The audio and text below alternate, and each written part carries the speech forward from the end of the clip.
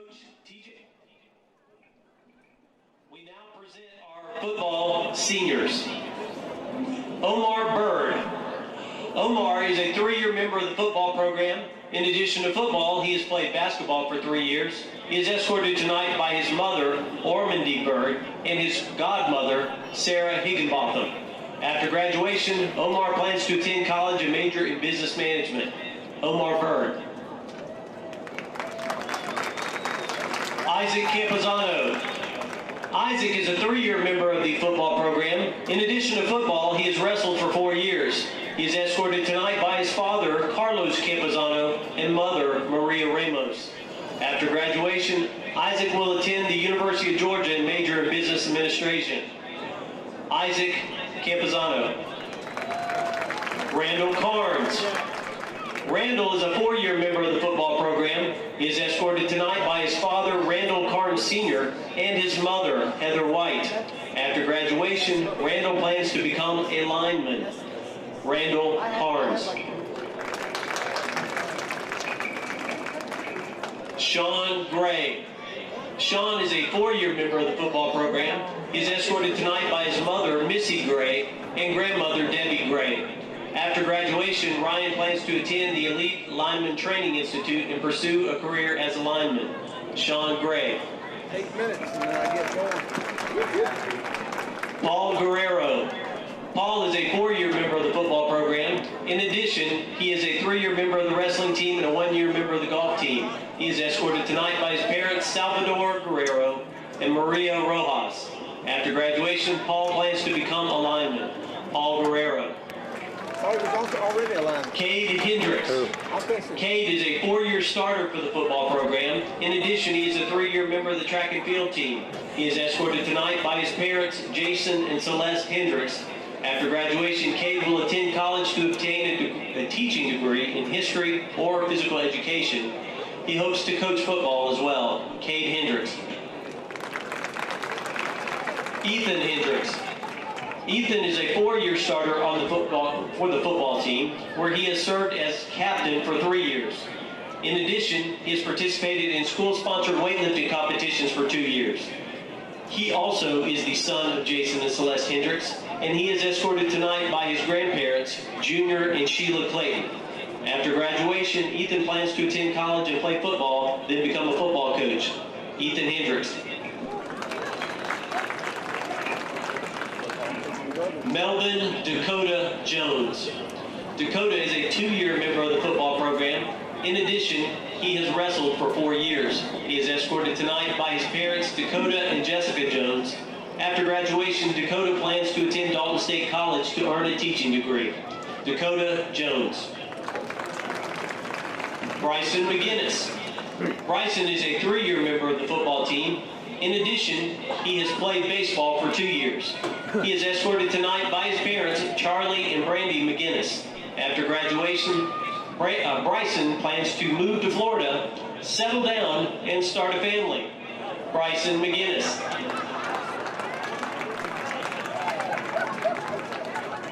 DeAndre McIntosh.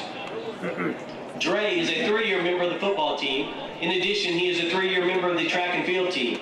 He is escorted tonight by his father, Stuart McIntosh, and his grandmother, Tammy Lovelace. After graduation, Dre plans to attend Dalton State College. DeAndre McIntosh. Zach Pardue.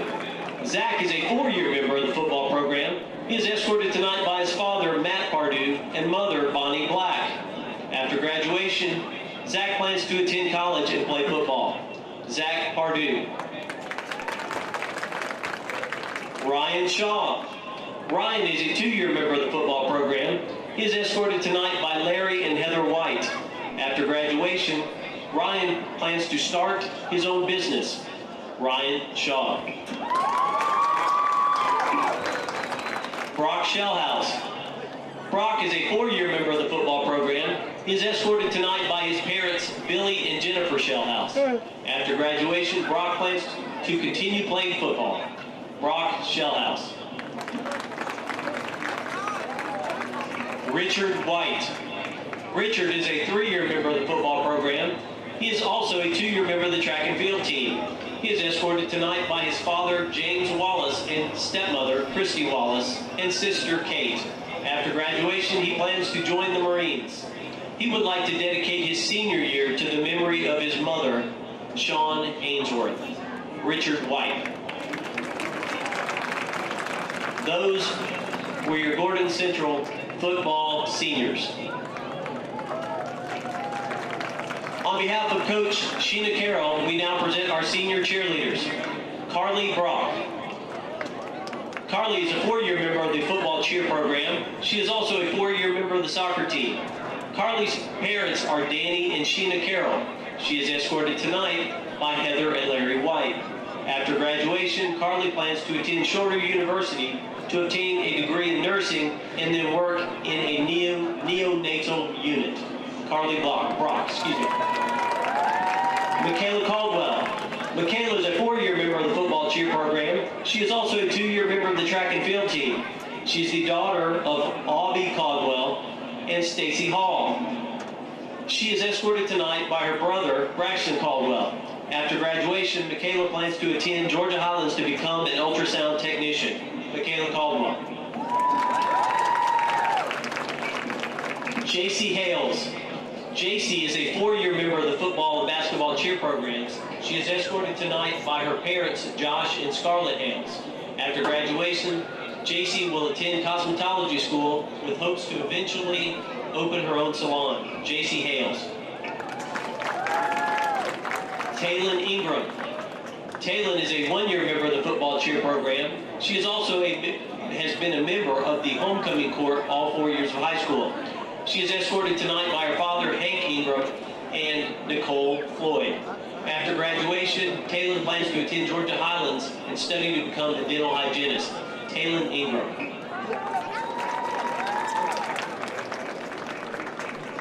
Madeline Wishon. Madeline is a 1-year member of the football cheer program and a 4-year member of the basketball cheer program. She is escorted tonight by her parents, Todd and Stacy Beckman. After graduation, Madeline plans to attend ABAC to major in small animal care. Madeline Wisham. Those are your senior cheerleaders. On behalf of band director, Mr. Neil Crawford, we now present our marching band seniors. Alexander Briscoe. Xander is a 4-year member of the marching band. He is escorted tonight by his parents, Michael and Melissa Briscoe. After graduation, Xander plans to attend college to major in music education with a minor in Spanish. Alexander Briscoe. Arancha Campos. Arancha is a 4-year member of the marching band. Arancha is escorted tonight by her parents, Carlos and Anna Campos. After graduation, Arancha plans to attend college and major in film studies. She later hopes to become a film producer. Arancha Campos. Hope Cooper. Hope is a 4-year member of the marching band. She is escorted tonight by her parents, Chris and Jamie Cooper. After graduation, Hope plans to attend Kennesaw State University. Hope Cooper. Tyler Culberson. Tyler is a 4-year member of the marching band. He is escorted tonight by his parents, Greg and Diana Culberson. After graduation, Tyler plans to take a path that involves audio and video to entertain the masses. Tyler Culberson. Zane Duvall. Zane is a 5-year member of the marching band. In addition, he has participated in livestock exhibitions for 2 years. He is escorted tonight by his parents, Philip and Jennifer Duvall. Next fall, Zane plans to attend Georgia Southern University. Zane Duvall. Emma Freeman. Emma is a 3-year member of the marching band. In addition, she is a 1-year member of the track and field team. She is escorted tonight by her parents, Mark and Lena Freeman.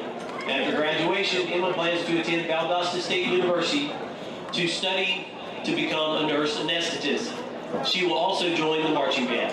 Emma Freeman. Charlie Garcia. Charlie is a 4-year member of the marching band. In addition, he is a 4-year member of the soccer team. He is escorted tonight by his parents, Carlos and Aremi Garcia. After graduation, Charlie plans to attend college and continue playing soccer. Charlie Garcia. Landon Luganbuhl.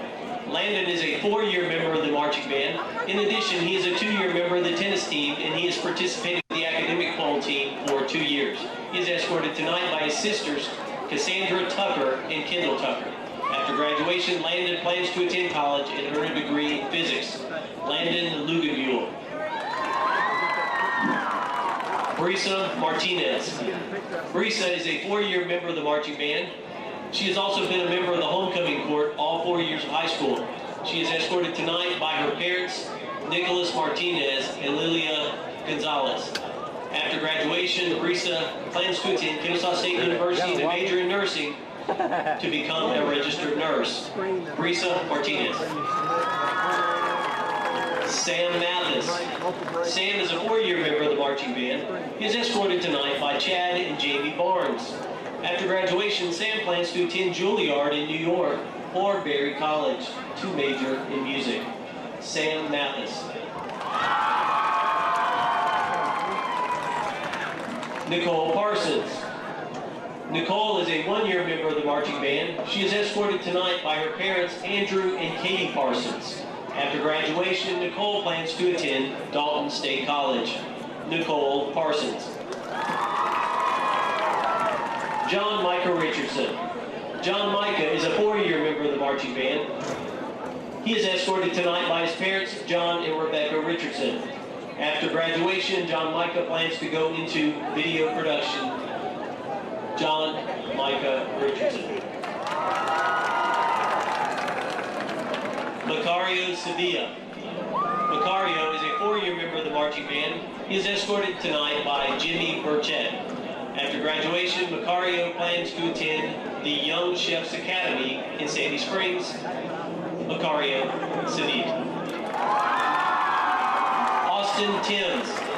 Austin is a 2-year member of the marching band. He is escorted tonight by his parents, Joshua and Tina Timms. After graduation, Austin plans to pursue a career in mechanical and electrical engineering. Austin Timms. Emily Vasquez. Emily is a 4-year member of the marching band. She is escorted tonight by her father, Jeremias Vasquez. After graduation, Emily plans to pursue a career in criminal forensics. Emily Vasquez. Those are your band seniors. On behalf of Coach Shannon Raywater, we now present our cross-country seniors. Alejandro Onesto. Alejandro is a 1-year member of the cross-country team. He is also a 4-year member of the tennis team. He is escorted tonight by his coach, Miss Shannon Rainwater. After graduation, Alejandro plans to become an auto body repair technician and play tennis during his off time. Alejandro Onesto. BSI, there we go. I got Jesse Ramirez. Jesse is a 3-year member of the cross-country team and track and field teams. He is also a 1-year member of the soccer team. He is escorted tonight by his parents, Benito and Victoria Ramirez. After graduation, Jesse plans to attend GMTC to prepare for a career in construction management. Jesse Ramirez. Niza Sanchez. Niza is a 3-year member of the cross-country team. She is escorted tonight by her parents, Isabel Leon and David Chadrick. After graduation, she plans to continue working while pursuing a degree in medicine. Niza Sanchez.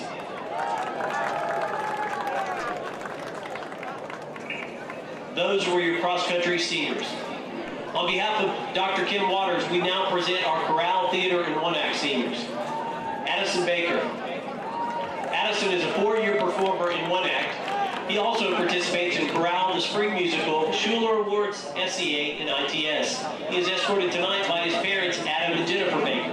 After graduation, Addison plans to earn a bachelor's degree in accounting at Dalton State College and then pursue a Juris Doctorate at the University of Georgia.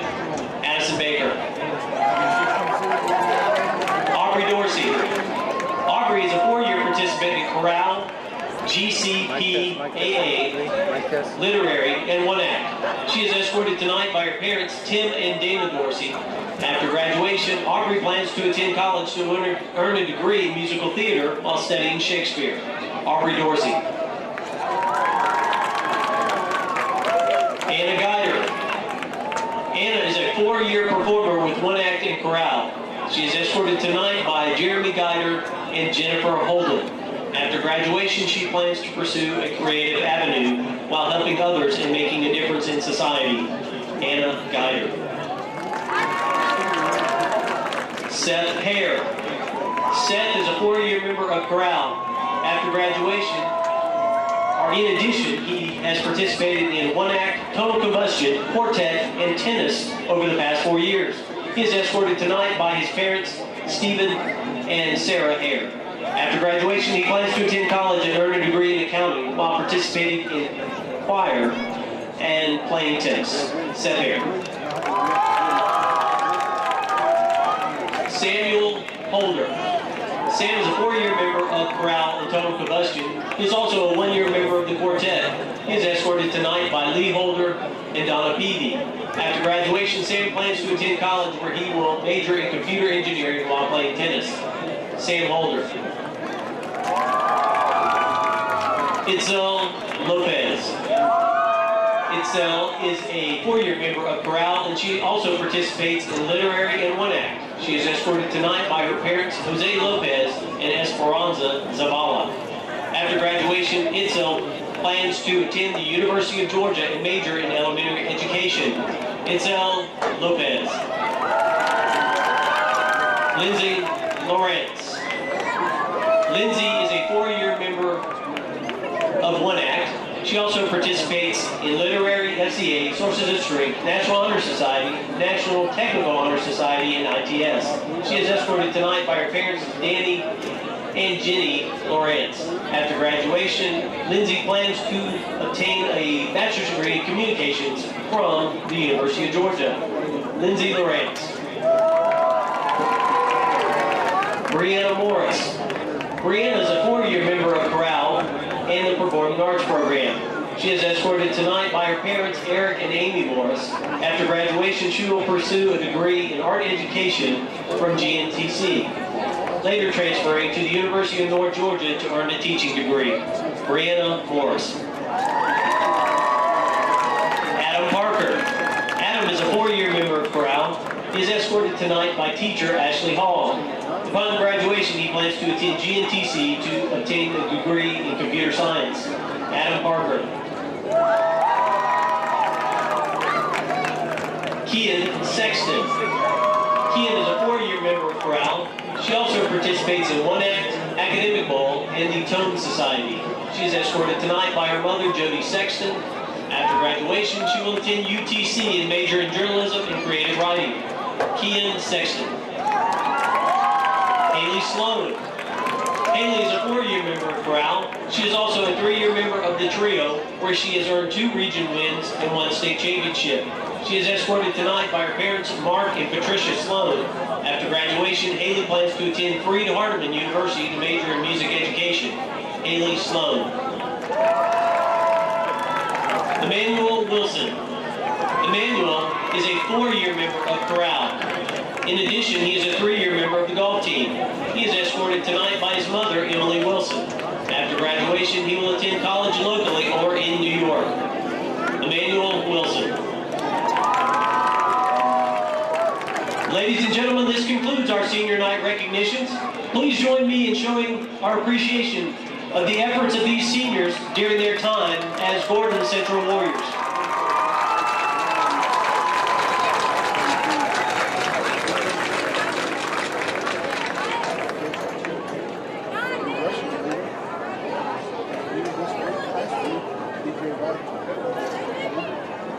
Well, thank you for joining us here at Region 7 Sports. You got to look at the Gordon Central senior night lineup there. A lot of 14 seniors on the football team here tonight. A lot of seniors of accomplishment, especially their theater department here at Gordon Central, renowned throughout the state and the Southeast.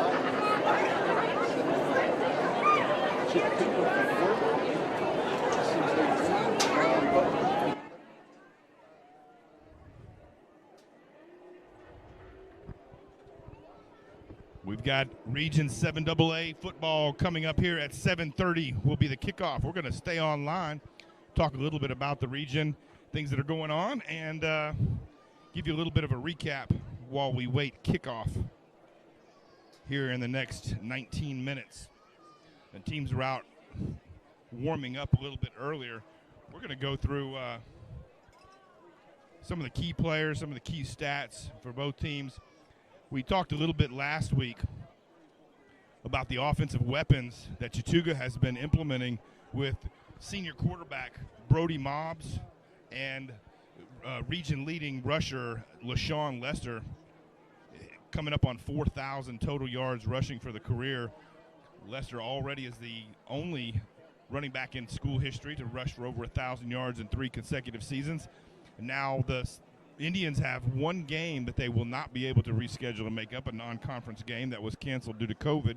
So this will be a COVID-shortened season, only 9 games, regular season games for the Indians. But the Indians are looking to get into the postseason, stretch it out just a little bit.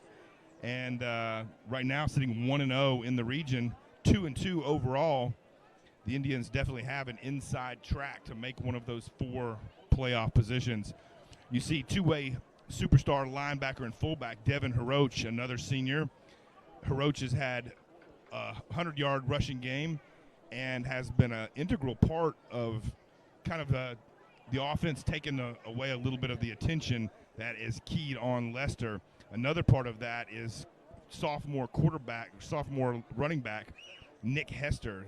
The speed and dynamic athleticism of Hester has done a lot to give Lester a little bit of breathing room, a little bit of time in the backfield. So the trio of those 3 in the backfield tonight will be big parts of the Indians' running game. And the passing game will be Brody Mobbs and senior 6'3" wide receiver Jalen Johnson, number 1 player in Region 7AA basketball last year. The senior's coming back this year, really worked on his route running and his hand skills, and he's pulled in 5 catches this year, 4 of them for touchdowns. So Johnson's a big part of that offense. In addition, the defense, led by Rowan Burdick, senior safety, has been a dynamic tackler, 43 tackles in 4 games, including 30 solo tackles. And the only player on the team with more is the big 6'3", 240-pound defensive end with multiple multiple college offers, Xander Cook, anchoring one end of that 3-man rush. The other end is anchored by Billy Settlemore, 6'2", 250. Those 2 defensive ends have been a terror against offensive lines. And rushing just 3, they need a good interior man, and that comes in the form of senior defensive tackle, number 56, Carter Lowenberg. Lowenberg has been a wrecking machine, getting penetration into the backfield and forcing quarterbacks to throw early, roll out early, disrupting handoffs. The 3-man front of Settlemore, Cook, and Lowenberg will be a big part of the Indian defense tonight. And as always, Devin Haroch at middle linebacker, and Haroch and Burdick pretty much never leave the field, and Haroch is going to get spelled tonight by upcoming linebacker Bubba Bass, Richard Bubba Bass. Bass has been really coming into his own this season, and here we are at the midway mark, and Bass should get a lot more starting reps tonight to kind of help out this defense. Big players on defense, big players on offense, a lot of weapons for the Indians. And here for the Gordon Central Warriors. Gordon Central still 0-5 on the season, looking for their first win, 0-1 in the region. They are not at the bottom of the region when it comes to offensive production. Having managed 58 points on offense, that leaves Coosa and Model still with fewer total points scored. But the Gordon Central defense does have the distinction of allowing the most points against this season, a combined 230 points given up by the Warriors defense. So they're going to be leaning on number 1 senior safety and running back Sean Gray, both sides of the ball. He's going to be the biggest threat that the Warriors have here tonight to get some consistency, move the ball. We can tell you here at senior night, the crowd, the home crowd is turning out. The stands are already getting packed for the senior night festivities. And head coach TJ Hamilton here always has his team fired up. His team is known for playing all 4 quarters right down to the wire. They never give up, never say die. Tight-knit group. He's definitely building a change in the culture, a change in the attitude, and while that has not yet resulted in wins on the field, he's definitely winning over the minds and hearts of his players and parents and fans here in Gordon Central. So stay tuned. We got some Region 7 AA football coming up. We're going to keep you abreast of matchups going on around the region. Tonight we have Dade County in a non-region game against Tennessee's South Pittsburgh. Dade County there favored by 10. Model and Coosa, a really important matchup because as teams are struggling here early to get a win, a region win under their belt to make one of those 4 Region 7 AA playoff spots, the winner of this Model Coosa game is definitely going to have a good spot to find one of those positions. The biggest game, of course, is Fannin County defending Region 7 AA champs, facing off against the Pepperell Dragons, who let one slip away in the final seconds of a game up in a difficult place to play in Trenton, Georgia. Coach Jeff Poston's Dade County Wolverines holding the Pepperell Dragons off 21-20 as Pepperell drove the length of the field late in the 4th and missed a chip shot field goal that would have put the Dragons on top. Dade County pulled that one out. Now Pepperell is sitting 0-1 in the region. Fannin County, with a big win right here over Gordon Central, is in a commanding spot, 4-1 overall, 1-0 in the region. The Rebels are again in the driver's seat. Pepperell could definitely throw a wrench in that with speedster running back DJ Rogers and state champion wrestler quarterback Matthew Waddell. The Dragons are looking to rebound. They don't want to take 2 region losses to open their season, to open their region portion of their season. So we got a lot of action going on around the region. Other big matchups for those of you following around in the area, Region 6 AAA, big one going on up the road, Rockmart versus North Murray. North Murray had their star wide receiver go down with a leg injury, and Rockmart was already favored by a little bit, but this one just got a little bit more leaning towards the Yellow Jackets to pull this one out. A lot of fans want to see the Tigers of blue from Ringgold head down and face the Adairsville Tigers. Both teams undefeated, 9-0 total between the two. And these guys are not just fighting for playoff spots, they're fighting for a region title, and hoping that Ringgold especially, hoping that they've got the ammo now to knock off the impenetrable wall of the Rockmart Yellow Jackets. Ringgold's probably in the best spot. We got Ringgold favored by 14 in this game against Adairsville, but Adairsville is capable of shocking anybody. Good lineup there. Sonoraville facing off against LFO. LFO really struggling to get their feet under them, 0-4 on the season. Sonoraville 2-2.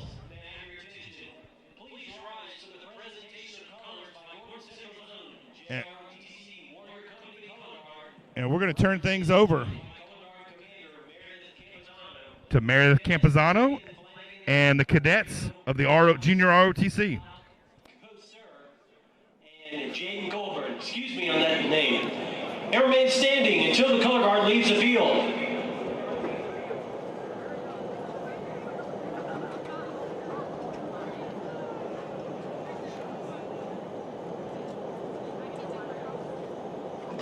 Now singing the national anthem, the Gordon Central Chorale under the direction of Dr. Kim Waters.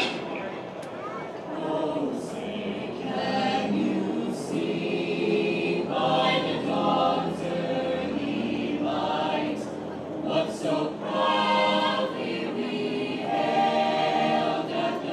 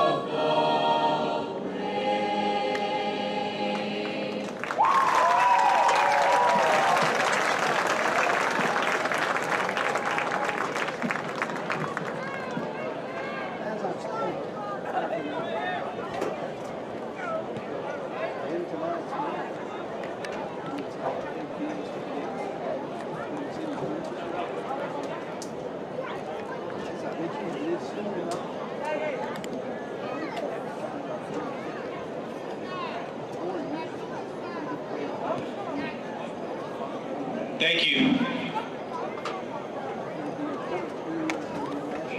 Welcome to Radnor Stadium, home of your Gordon Central Warriors on this beautiful Friday. Our game time temperature is approximately 76 degrees. Tonight, Gordon Central hosts the Indians of Chattooga. Coach Hamilton and the Warriors appreciate your support. The GHSA and its member schools have made a commitment to promote good sportsmanship by student athletes, coaches, and spectators at all GHSA sanctioned events. Profanity, degrading remarks, and intimidating actions directed at officials or competitors will not be tolerated and are grounds for removal from the event site. Spectators are not allowed to enter the competition area during warm-ups and while the contest is being conducted. Thank you for your cooperation in the promotion of good sportsmanship at today's event. The officials for tonight's game are referee David Oxford, umpire Michael Butler, head linesman Terry Cole, line judge Daniel Busey, field judge Chris Waskey, side judge Calvin Dorsey, electronic clock operator Danny Johnson, and play clock operator Jordan Dupree.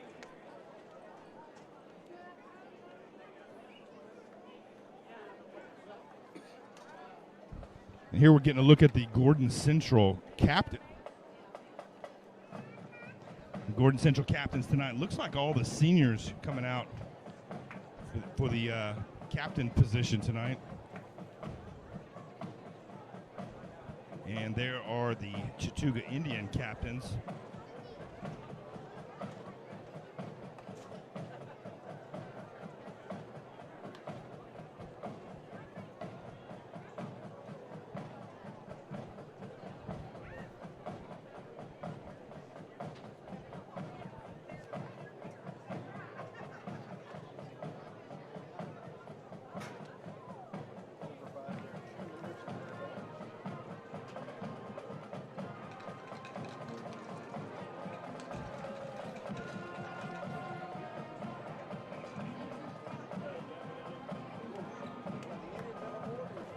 We see the captains being led by number 70, senior Ethan Hendricks, and number 60, Brock Shellhouse.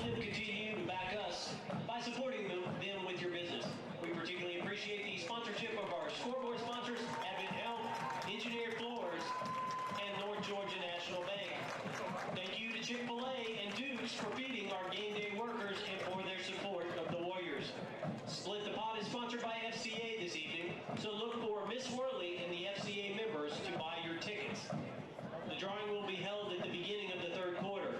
Reminder, no smoking or tobacco products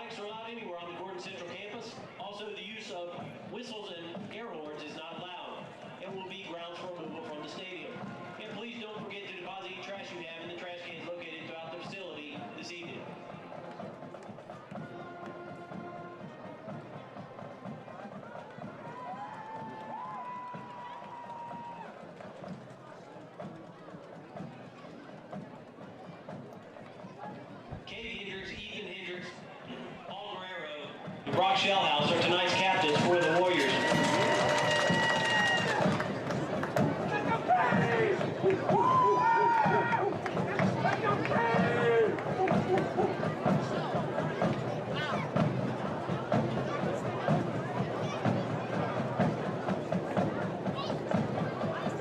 Gordon Central band already trying to rally the home stadium here. Ratner Stadium in Calhoun, Georgia.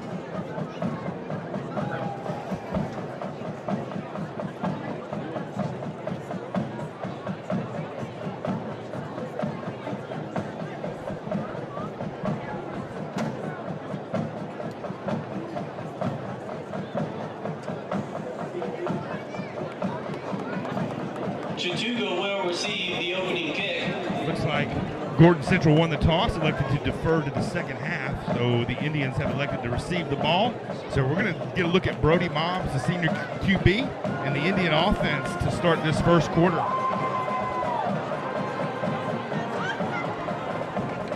The bigger question, we're going to see exactly what number 1, Sean Gray, and the Gordon Central defense can do to stop this rushing attack from the Indian offense.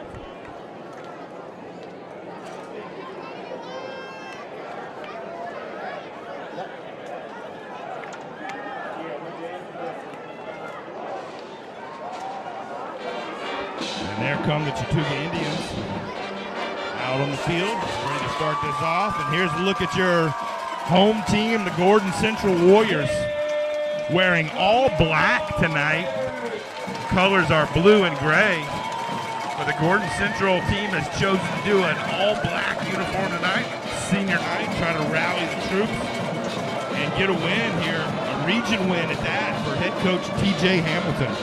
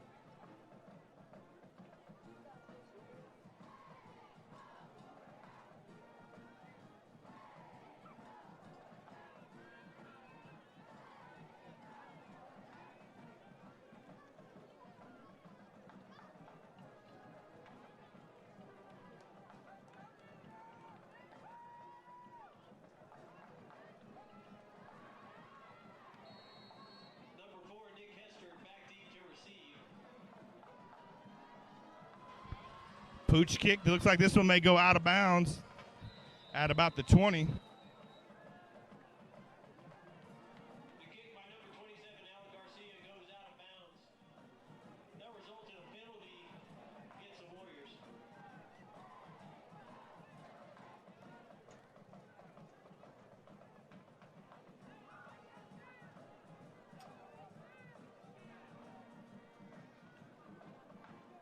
Gordon Central will re-kick.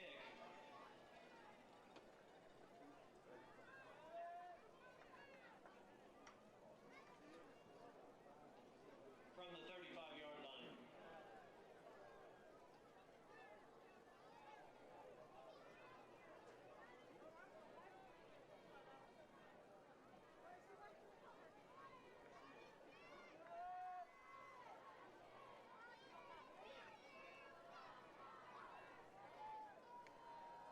So after the initial kickoff went out of bounds, Gordon Central elects to kick off again. Again, this one could go out of bounds.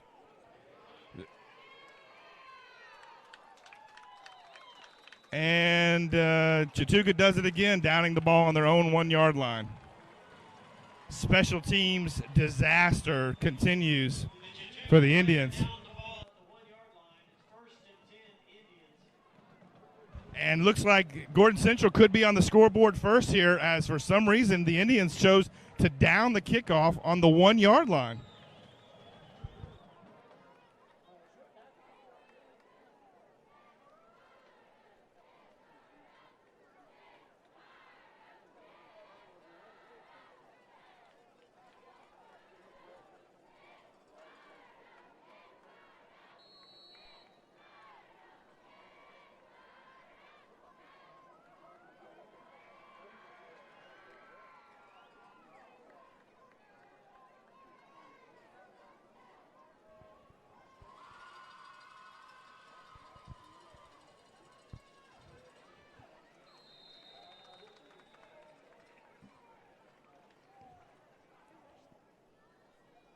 Like the Indians went ahead and gave that one to fullback number 8. Number 34, Paige Chastain with the tackle of the running back, number 25. No, correction. Sean Lester in the carry.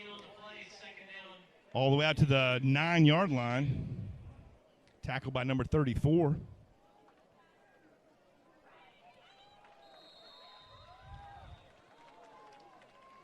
Peyton Chastain in on that stop.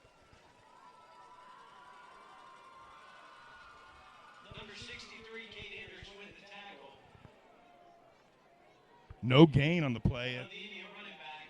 Looked like that was a handoff to the fullback.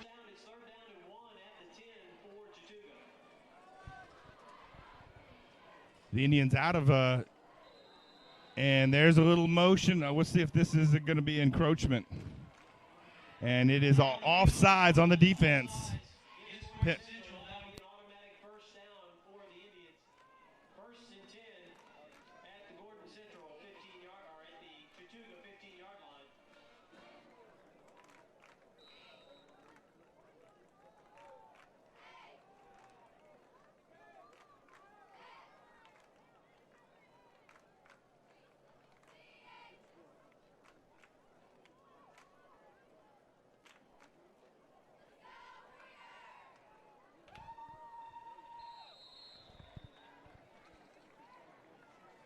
The Indians going back to Devin Haroch on that carry, number 8.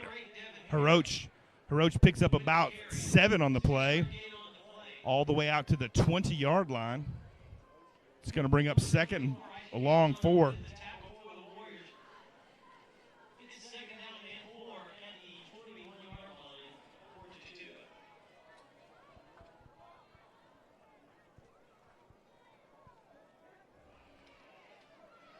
And there's the pitch to Lester. Lester's got a little running room around the left.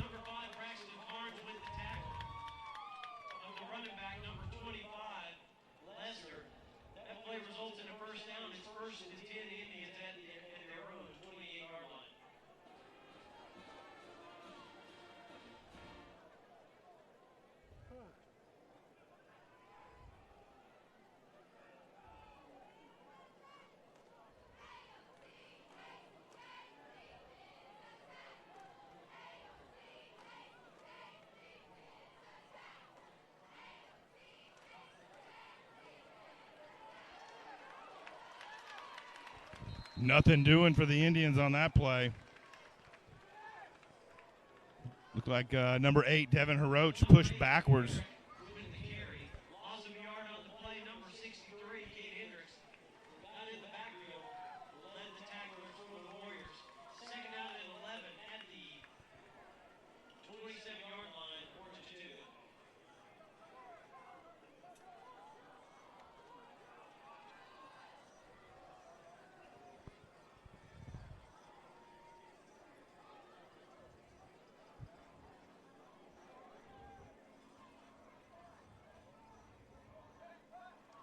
And the pitch goes to Lester, number 25.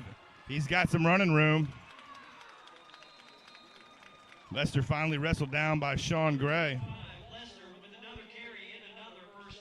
Big run for the Indians. All the way out to the 46-yard line.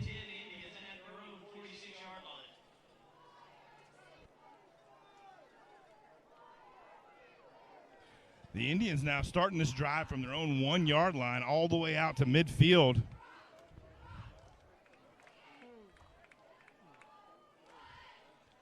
Right back to Lester up the middle. Lester fighting for yardage.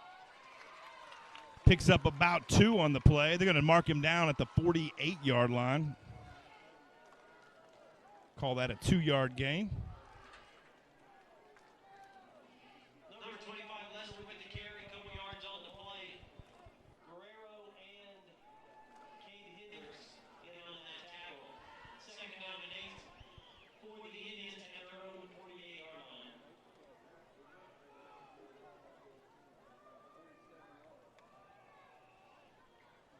And there's the pitch to Lester. Lester's got a little bit of a block, some running room across midfield. Going to be wrestled down on the Gordon Central side of the field. It looks like they're going to mark him at the 49. Number 34, Chastain with the tackle. Peyton Chastain in there again to stop Lester, and that's going to bring up a 3rd and 4 for the Indians.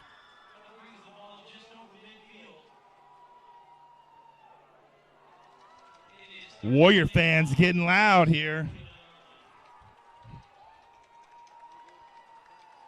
A lot of fans in black here for the Blackout Senior Night. Trying to get a big 3rd down stop here. Mobbs fakes it to Hiroch, and nowhere to go. He's going to be wrestled down to the backfield. Sack from, looked like number 6, the senior Ryan Shaw. It's going to be about a 6-yard sack for Shaw, all the way back to the Indian 45-yard line. And that's going to bring up a punt situation. The Indians got out of the hole coming from their 1-yard line, but the Gordon Central defense bent a little but did not break and forced a punt situation here.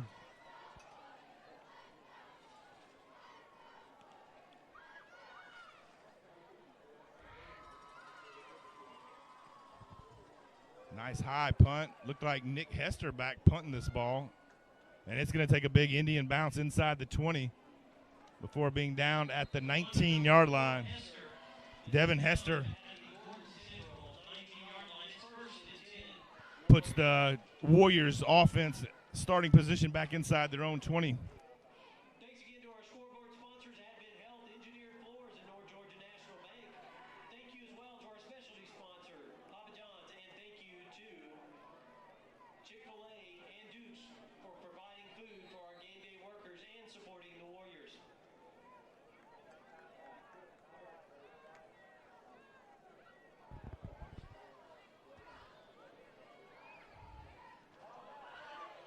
And high snap all the way back down to the 1-yard line.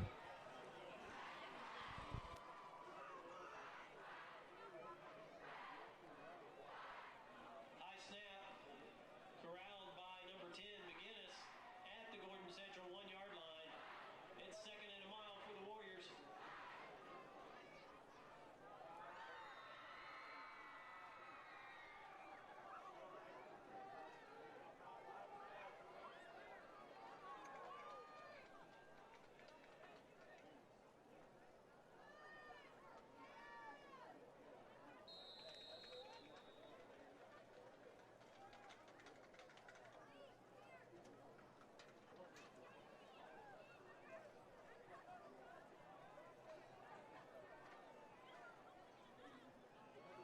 Number 34, Xander Cook, and number 8, Devin Herrick with the tackle. Gain of a yard on the play. It's 3rd down and 24 for the Warriors at the 2.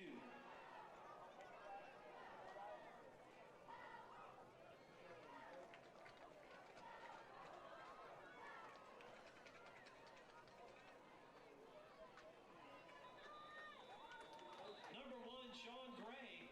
Sean Gray picks up a few. Indians to the 10-yard line. It's 4th down, Gordon Central.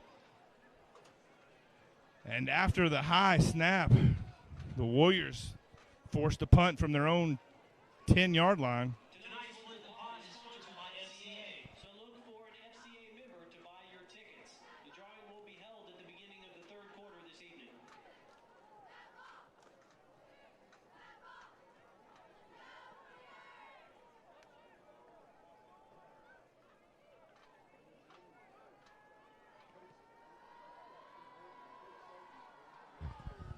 punt back to the Indian 50-yard line. It's going to be fumbled by the Indians. And another Indian special teams breakdown. The Indians looked at it for a good long while, let it roll, then touched it.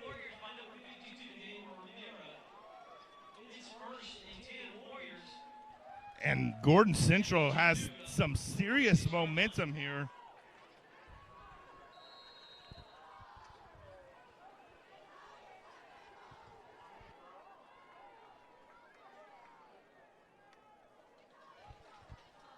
And this handoff is going to go to Gray. He's hitting the backfield. Xander Cook's there to wrap him up. Billy Settlemore getting a piece of him.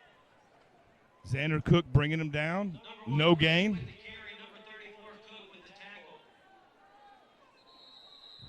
And Cook's going to be rattled up on, or Sean Gray's going to be a little rattled on that play.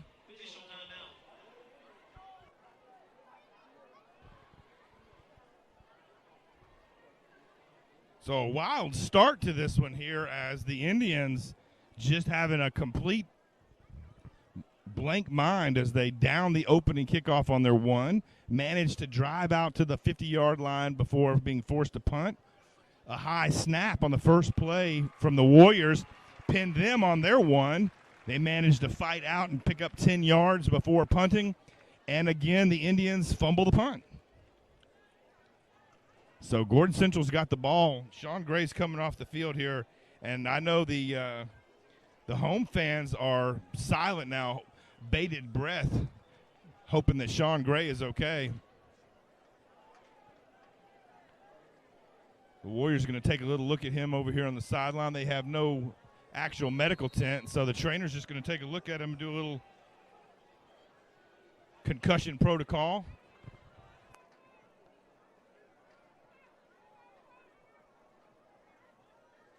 Peyton Wilson, quarterback for the Warriors. The junior QB makes the inside handoff, no running room.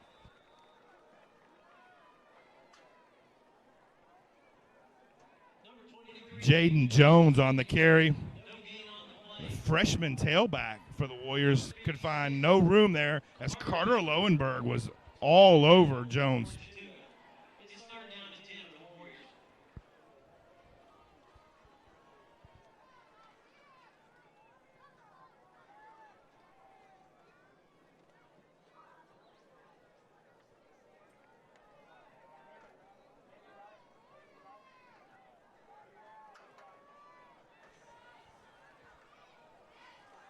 He's going to go to the air. Got a lot of time. Nice blocking. And there's going to be some holding going on.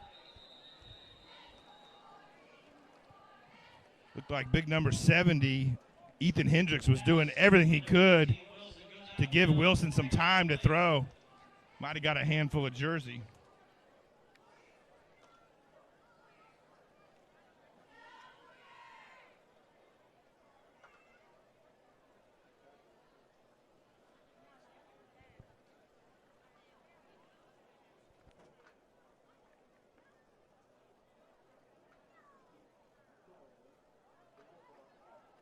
Looks like we've got another penalty there. It's going to be holding on Gordon Central and intentional grounding as well.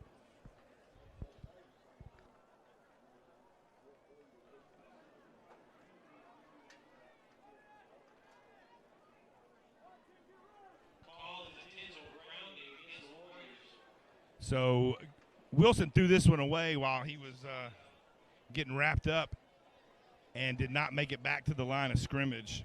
So that will be intentional grounding. The Indians are going to decline the holding penalty, and they're going to take the intentional grounding. That's going to be 10 yards and loss of down, where the holding penalty would have given them a repeat of that down, but the intentional grounding is a loss of down.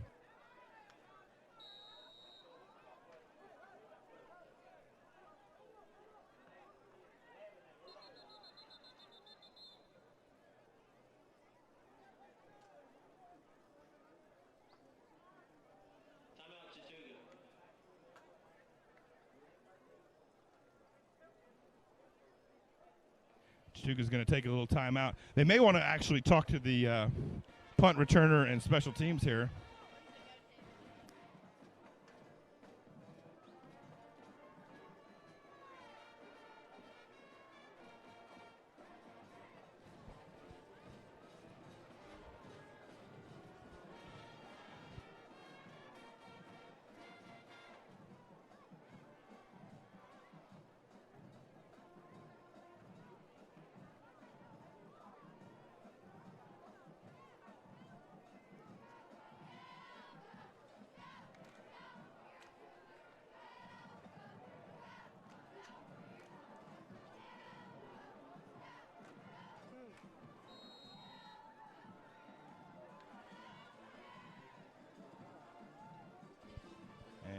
Here comes the punt.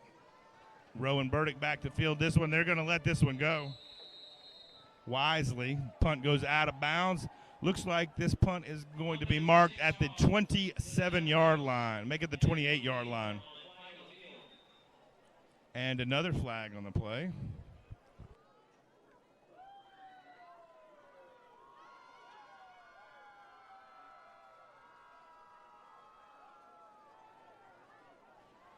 And we've got a block in the back against the Indians.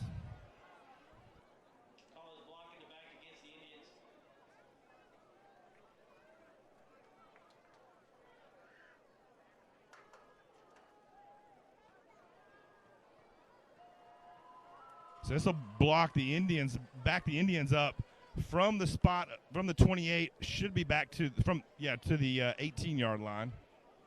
We'll see where they mark it. 10-yard penalty, back to the 18.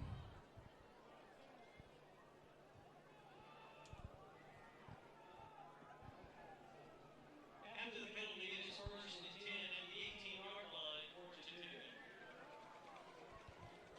Now Brody Mobbs with a little time. LaShawn Lester deep. Devin Heroach in the fullback, and it's going to be a quarterback keeper for Mobbs. Mobbs is swallowed up, picks up about 2, out across the 20 to the 21-yard line.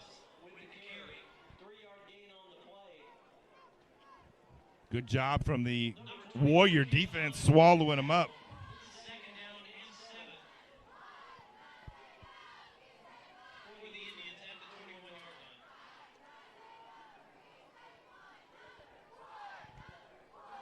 Indians back up to the line. And again, Mobbs is going to keep this one. Pitches it to Lester. And Lester forced out of bounds, just about enough for a first down, and they're going to move the chains. First down, Indians. Marked down at the 29-yard line.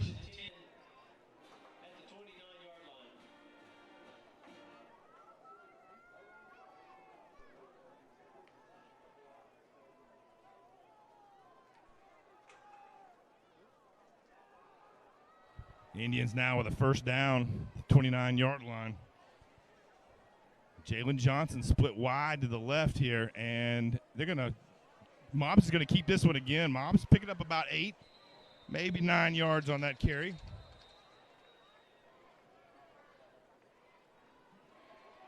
Number 12, Mobbs, keeps the ball. Run out of bounds. After gain of 9 yards, flag on the field. There's going to be a flag here. Looks like this one's coming back due to holding call.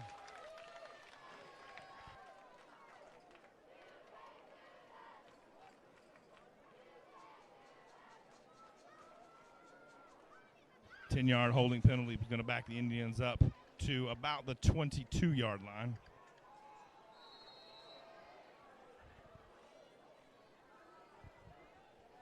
And repeat first down for the Indians. First and 29. No, make it first and 19.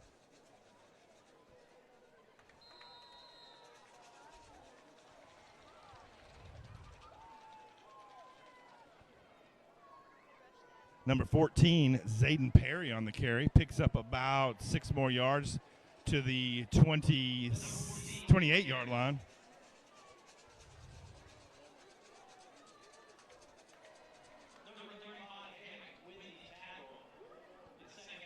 Matthew Hammock there to bring him down from the defensive end position. Perry still in now, picks up another about 11 yards, real close to the first down as Perry. No, that was Lester. Lester back in. Number 25 was Sean Lester. Picks up an Indian first down. Lester with a little rest comes back in and runs really hard, picks up a nice 11-yard first down run out to the 39-yard line now.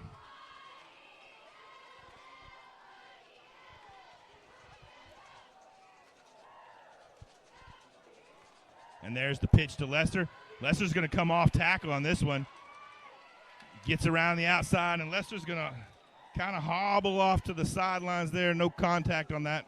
Forced out of bounds at about the Gordon Central 43-yard line.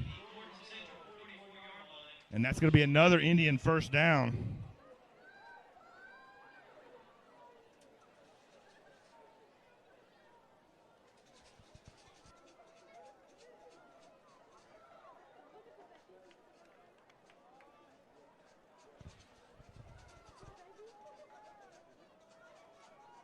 Nick Hester back in the backfield, but this handoff's going to Devin Haroch, number 8 up the middle.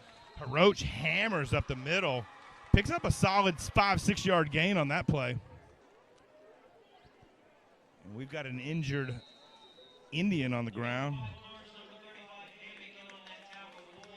Looks like that could be a lineman.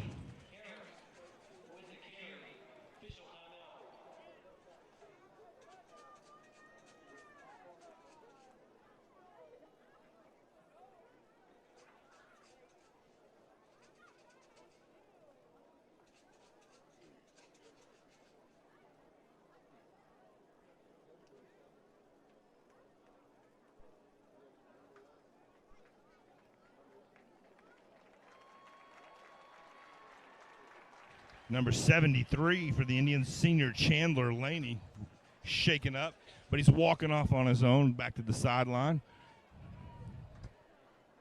That means a backup offensive lineman's going to have to come in on this next play.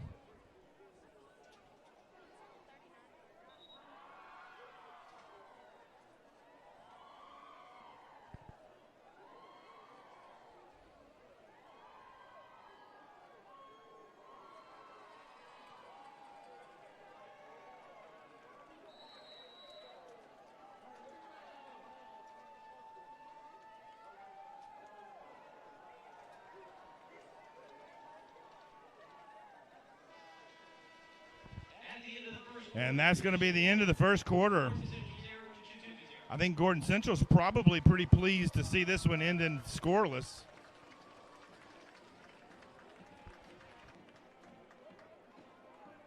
Please direct your attention to the 30-yard line. At this time, we would like to recognize our 2021 region champion boys soccer team for qualifying for the Final Four in the GHSA AA State Championship. Please give these young men a round of applause and congratulate them for a great season. And there you get a look at the Gordon Central region champs.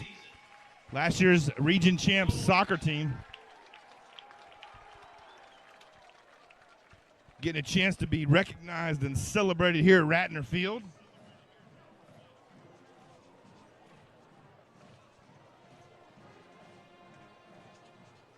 It's like Chattooga's coaches having a animated talk with him over there. Not the start that Chattooga was hoping for.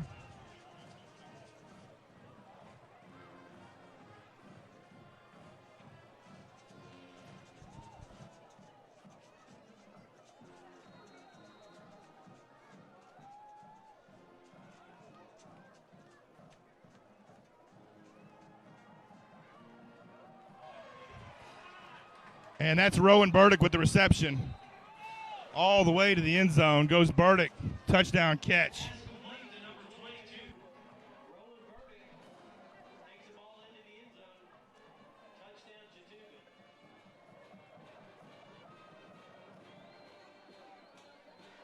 39-yard touchdown pass from Brody Mobbs to number 22, senior Rowan Burdick.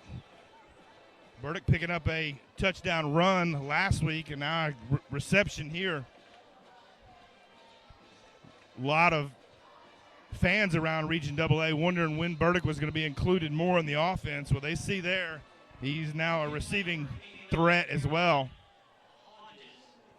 So a scoreless first quarter for the Gordon Central defense is broken here just 7 seconds into the second quarter with a 39-yard touchdown pass from Mobbs to Burdick. 7-0 on the perfect PAT from senior kicker Caroline Hodges.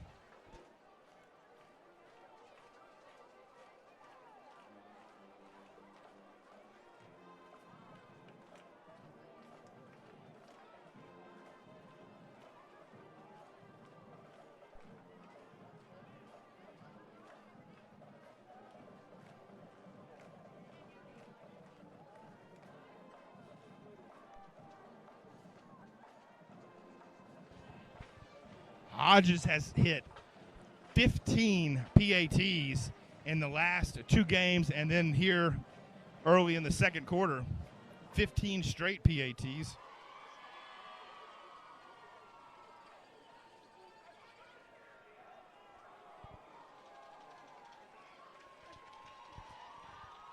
Hodges lined up for the kickoff. And there it is, a knuckleball to about the... And there's Rowan Burdick coming in for the tackle, fielded by number 5, Braxton Carnes. Fielded it at the 25, picks up about 7.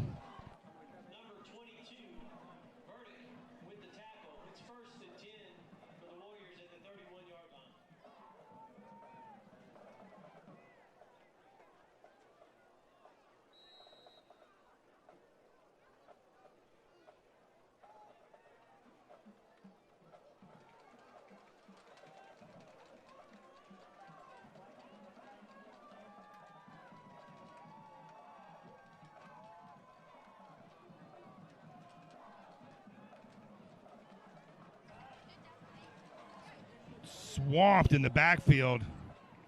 There comes Bubba Bass and Carter Lowenberg. Number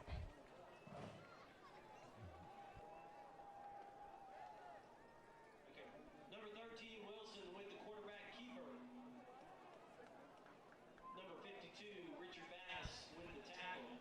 No gain on the play. We told you earlier Bubba Bass was going to get some reps here tonight, and he's showing out right there why he's in at linebacker. No gain on the play.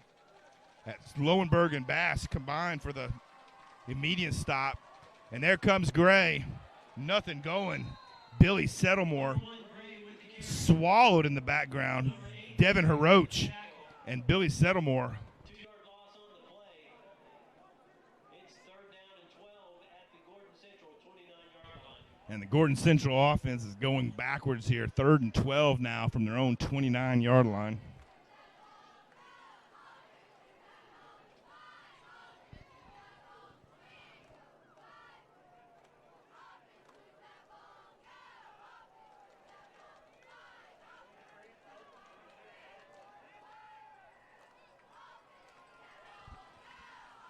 Wilson rolling out. He's got a man in the flats.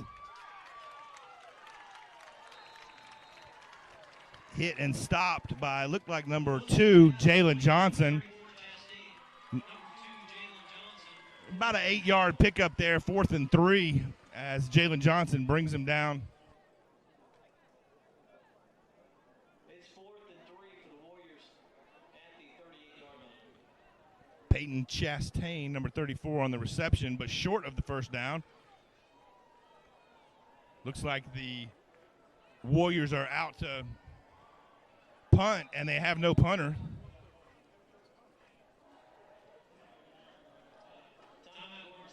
Interesting development there. The entire punt team was out, but no punter. Looks like, I think maybe number 6, Ryan Shaw, was punting there.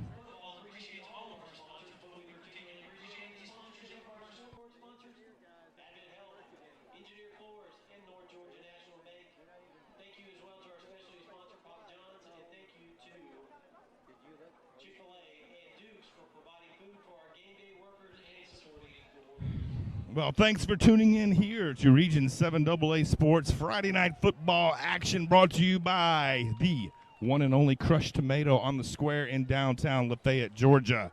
Give a big shout out to Natalie and Tyler. If you stop in, tell them Region 7 AA Sports sent you. They'll give you something free.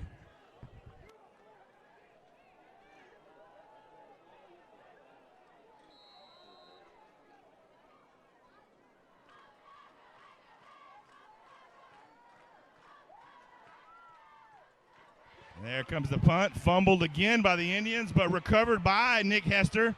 Hester had a little running room, went from the 28-yard line, finally pushed out of bounds at the Indian, looked like about the 45-yard line. Number 14, Broom with the punt. Number 4, Nick Hester with the return. Runs out of bounds after taking the ball out to the 45-yard line. It's 1st and 10, Chattooga.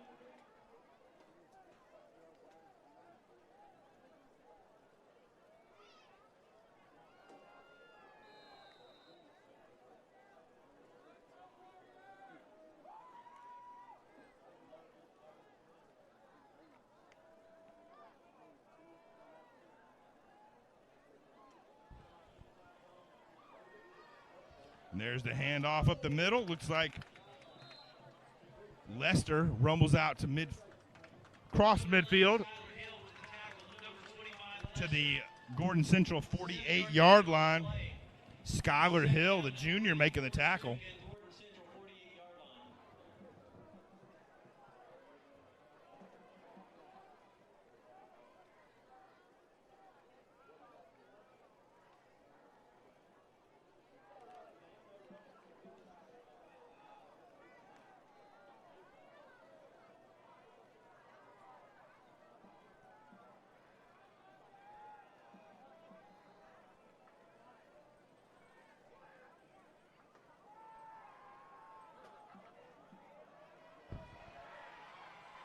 Mobbs goes back to the air, complete to number 2, Jalen Johnson, down at the 16-yard line.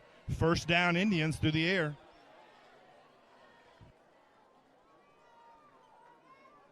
Pass from number 12, Mobbs, complete to number 2, Johnson. Jalen Johnson dropped a few last year, but this year he has been close to perfect.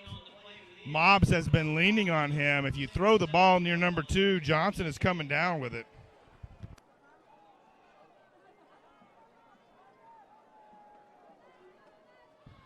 The reverse goes to Burdick. Burdick rumbling, still on his feet. Burdick in for a touchdown. Touchdown number 22. Number 22, Burdick with the carry and the touchdown.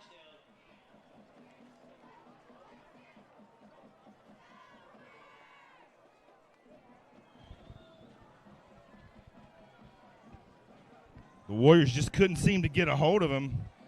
Burdick broke a couple tackles there and took it in from the 19-yard line.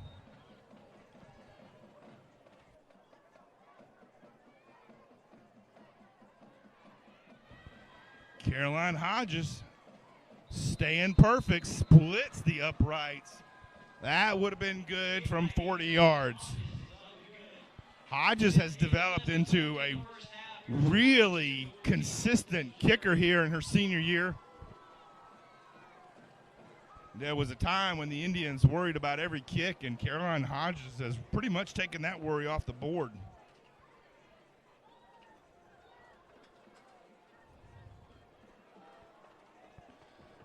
Now the score 14-0 here, early still in the second quarter. Gordon Central and Coach T.J. Hamilton trying to kind of just rally the guys, remind them that they started off good. They pitched a shutout in the first quarter here. The defense can tighten up. Let the Indians make mistakes and let his team be ready to capitalize on those mistakes.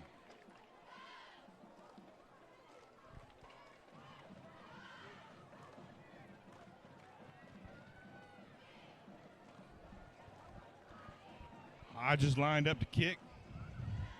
And she's going to put it right around that 25-yard line. So she's trying to go just over the head of the second line, and she does. This one back to nearly to the 10-yard line, fielded at the 12, and brought down from behind.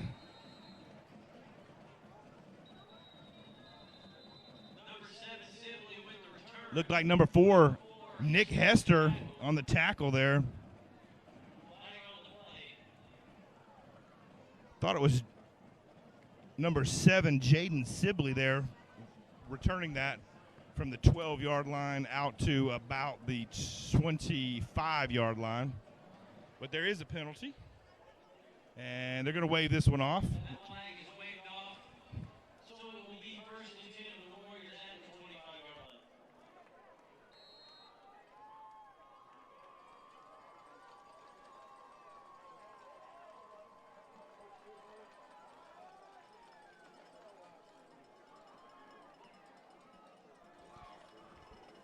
Wilson with the handoff, hit in the backfield, and there is the big man, Billy Settlemore, one-hands him.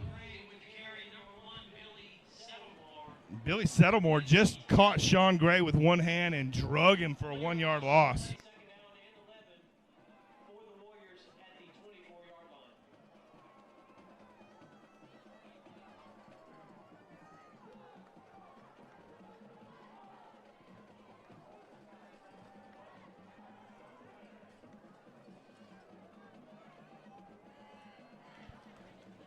Wilson, handoff to Gray, met at the line. Looked like Bubba Bass and maybe Devin Heroach there.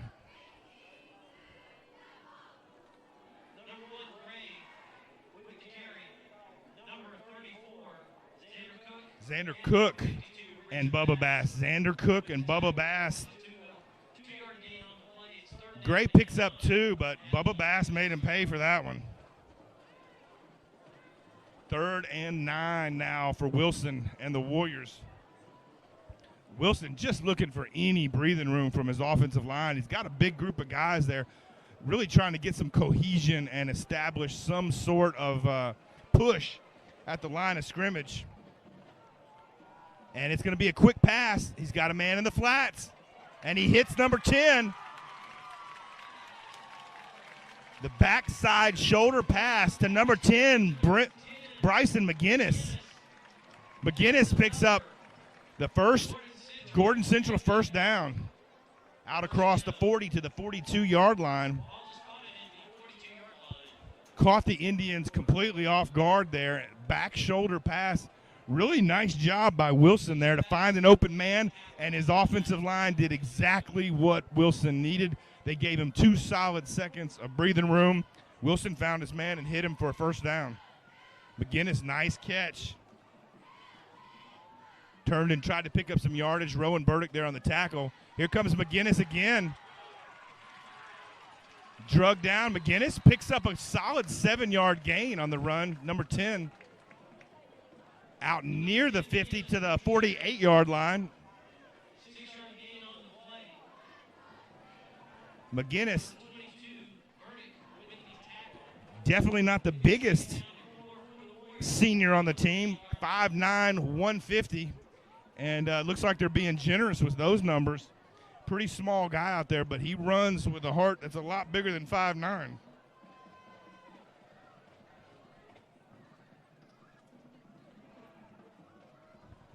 And the snap goes over the head of Wilson, kicked and bobbled, and looked like the Indians may have fallen on this one.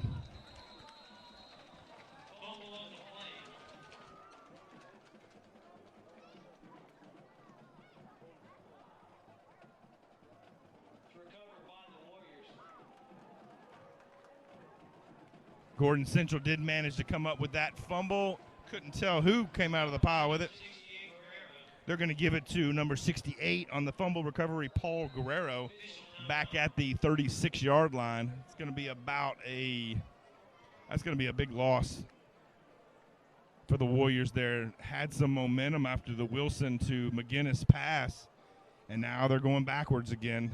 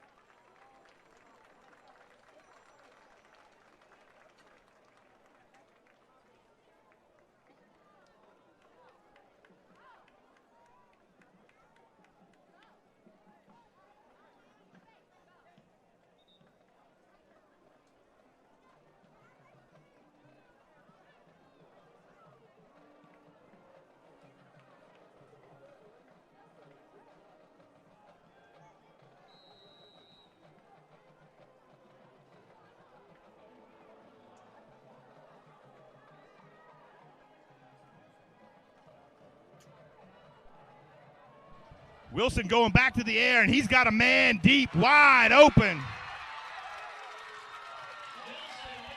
Nick Hester there to run him down.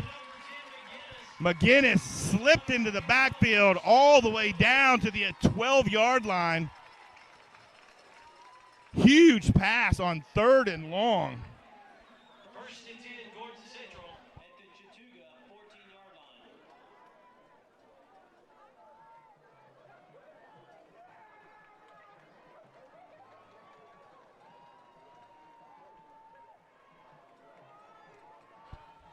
First and 10 for the Warriors inside the red zone. And there goes number 4, wrestled out of bounds by Nick Hester. That was Dre McIntosh on the carry. Right at the 6-yard line. That's going to be an 8-yard gain for McIntosh. 2nd and long, too. Now the Warriors can pick up a first down here just by getting across that 5-yard line. But Wilson and head coach T.J. Hamilton may be thinking touchdown on this one. Sean Gray is going to get the carry. Oh, and Gray tiptoes around. And that's touchdown, Gordon Central.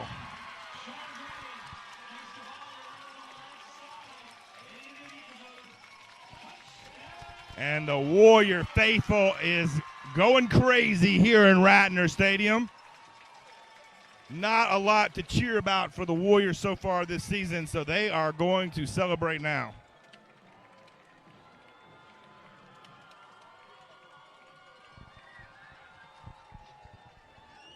Well, the Warriors may have found a little magic formula with Wilson to McGinnis. 2 big passes on that drive. And number 20, the PAT is good. That was Alan Garcia, number 27 on the PAT. And the score is cut in half. 14-7 now with just 3 minutes and 30 seconds remaining in the opening half.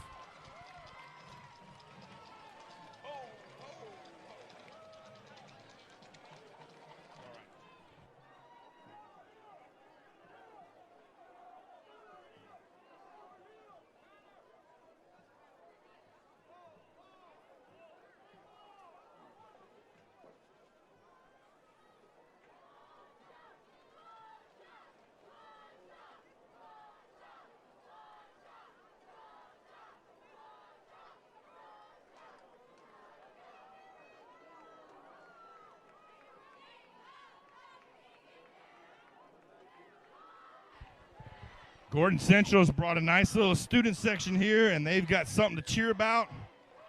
So they are getting loud.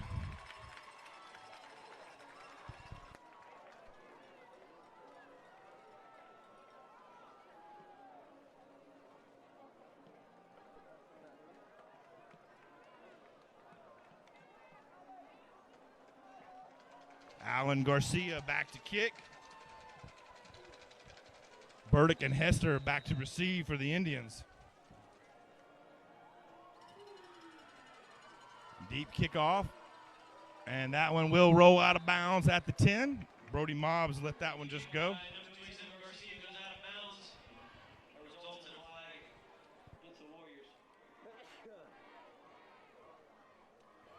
The Indians may elect to just go ahead and take this ball.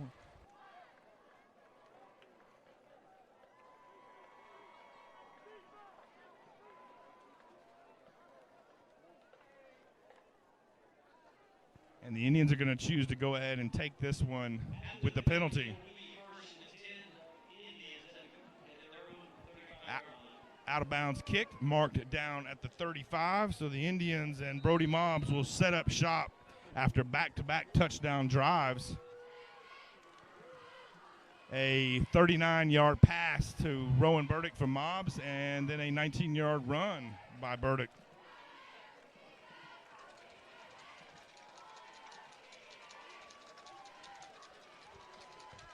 And this one's going to be a pass again, out to the big man, Billy Settlemore. Settlemore takes a shot and keeps on rumbling. First down, Indians all the way to the 50-yard line. Pass for number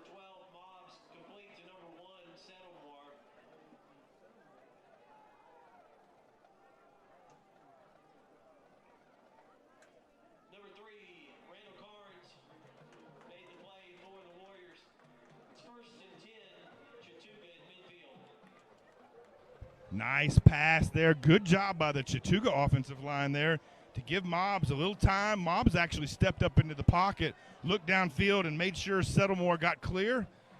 And this is a short screen pass out to Burdick.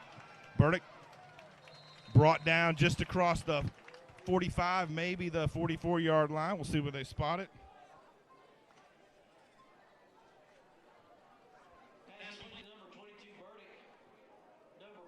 They're going to mark it at the 45-yard line of Gordon Central.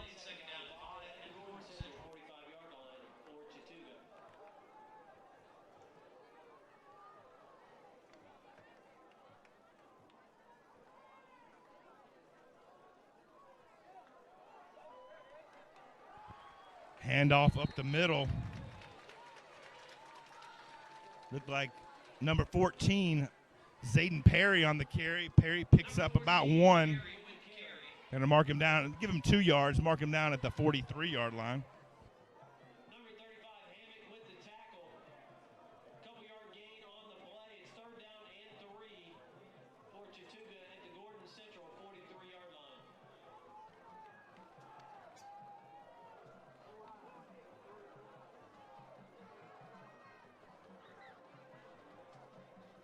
Mobbs is going to pitch this one. Lester caught it on the run, and Lester is gone to the 10, to the 5. Lester hobbles into the end zone. Another touchdown from the 40, about the 43-yard line.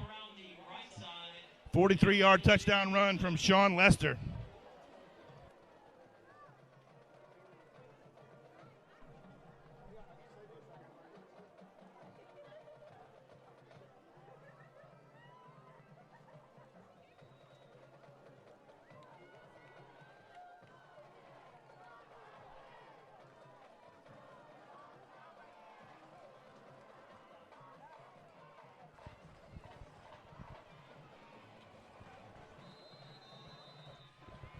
And Hodges now on the season, 18 of 18 for Caroline Hodges. Perfect on the season.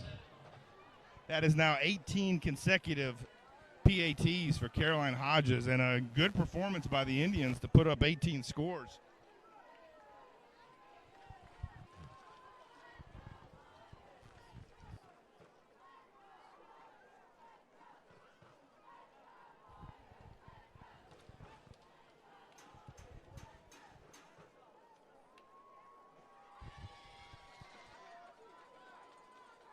Again, this edition of Friday Night Football brought to you by the Crushed Tomato on the square in downtown Lafayette, Georgia.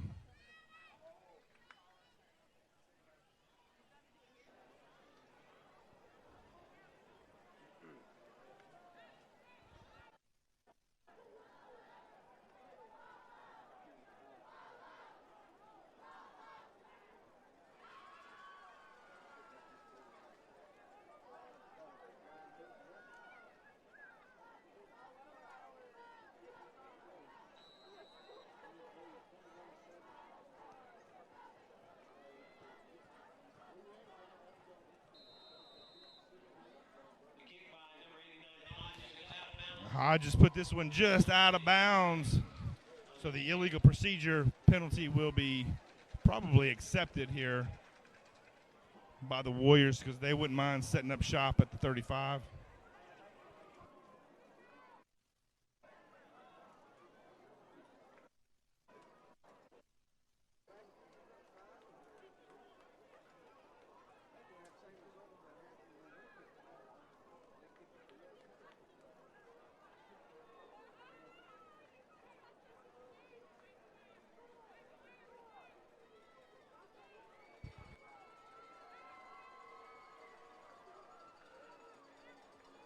And Gordon Central elects to decline the penalty, forcing Hodges to kick off now from her own 35-yard line.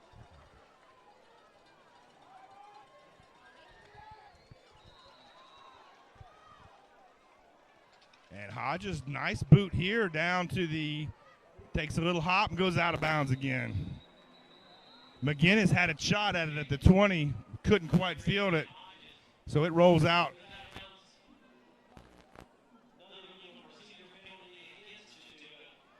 We'll see.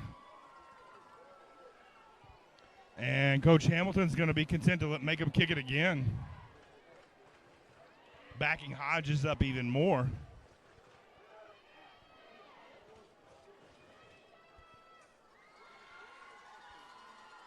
Great kick to the near side of the field from Hodges.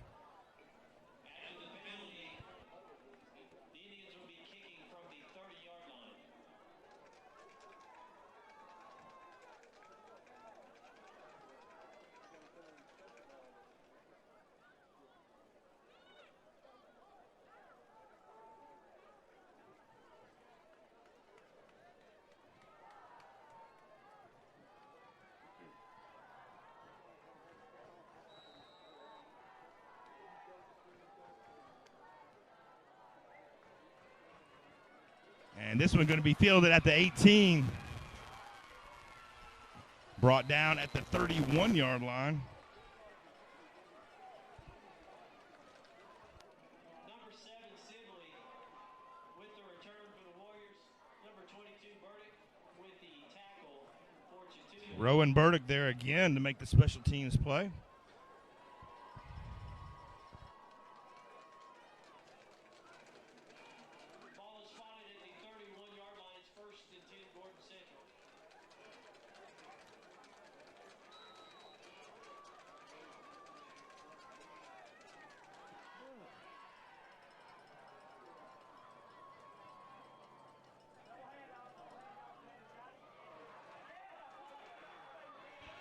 Xander Cook with the big sack all the way back to the 25-yard line.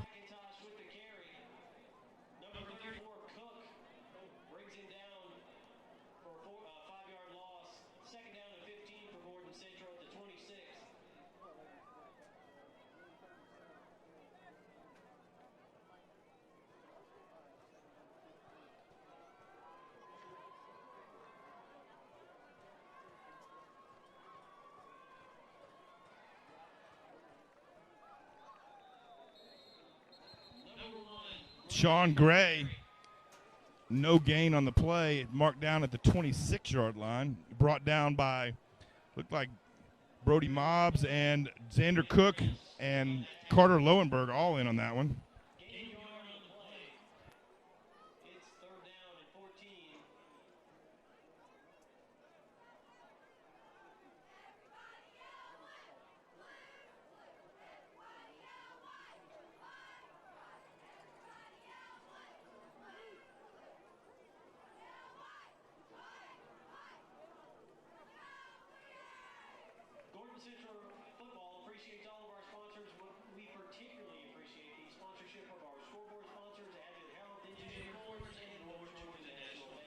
Coach Hamilton,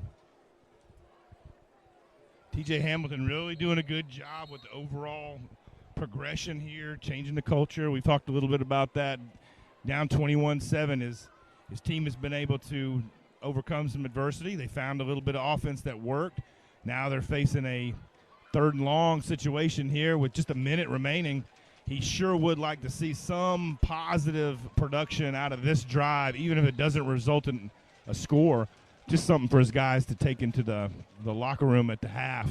And he certainly doesn't want to give Chattooga a chance to have the ball again. There goes the reverse on McGinnis. McGinnis caught in the backfield. Looked like Xander Cook there. Timeout. Billy Settlemore with the tackle. Number 10 on the run. Settlemore with another tackle for a loss, as the Warriors are forced all the way back to their 23-yard line and punting situation.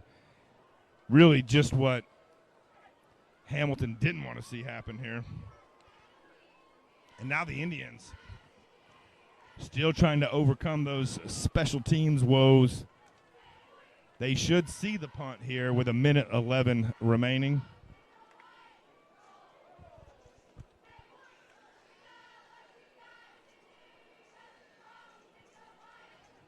So I think that Coach Peak is telling his special teams guys to either just stand clear of it, let the ball roll, or field it clean and pick up some yardage. they've got some of the fastest guys in the region and the sure hands of Rowan Burdick. So it looks like they're actually going to put Burdick and Mobbs, stagger them back. Mobbs at about the 40 and Burdick back around midfield.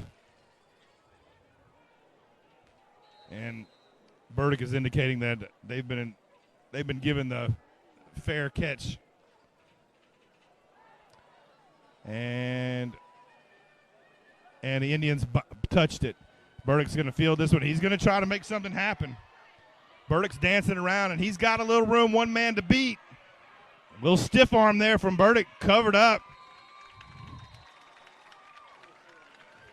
Burdick makes it all the way back out to about the 40-yard line, wrestled down by a host of Warriors.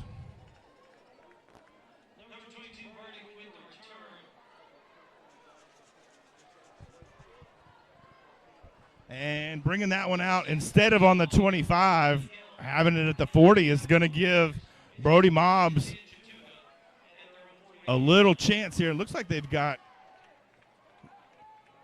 Hester in the backfield here.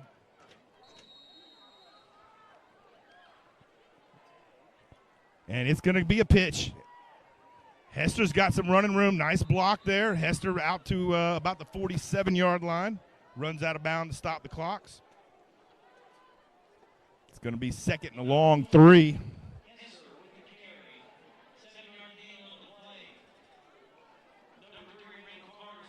You see number 52, Bubba Bass there, does double duty, linebacker and offensive lineman. Bass getting a lot more physical now his sophomore season.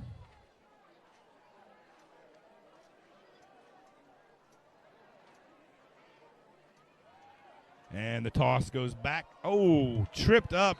Sean Gray got a hand on him at about the 44-yard line. Hester dove forward to about the 48. Maybe a yard on the gain with Sean Gray getting a hand on him.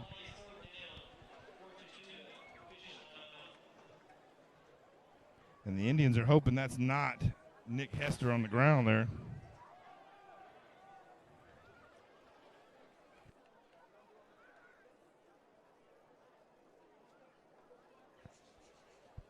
And looks like number 8, Devin Hiroch, is being tended to by the training staff.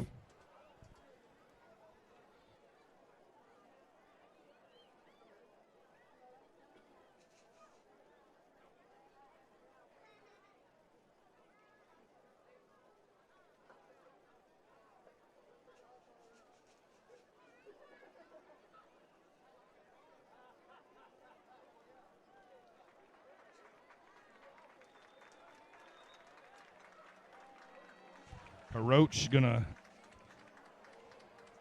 get a little help walking off the field. That could be a loss for the Indians. The primary backup for Hiroch is number 1, the big defensive end, Billy Settlemore. Settlemore's pretty nimble in the backfield, so we'll see what route they go.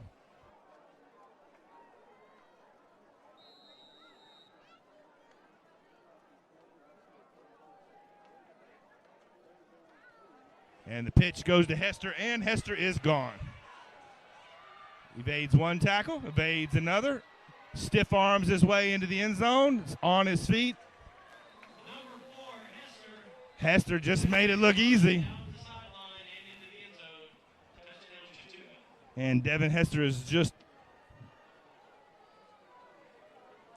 that fast. I said Devin Hester again. Devin Hester. Devin Hester is the speedster, former Miami Hurricanes, Chicago Bears. This is Nick Hester. No relation, although when he runs, it certainly makes you think it. Touchdown Indians, 27-7. Caroline Hodges. Oh, and the streak is broken. We mentioned the streak, and it's broken at 18. Caroline Hodges just missed that one. Score is going to hold at 27-7.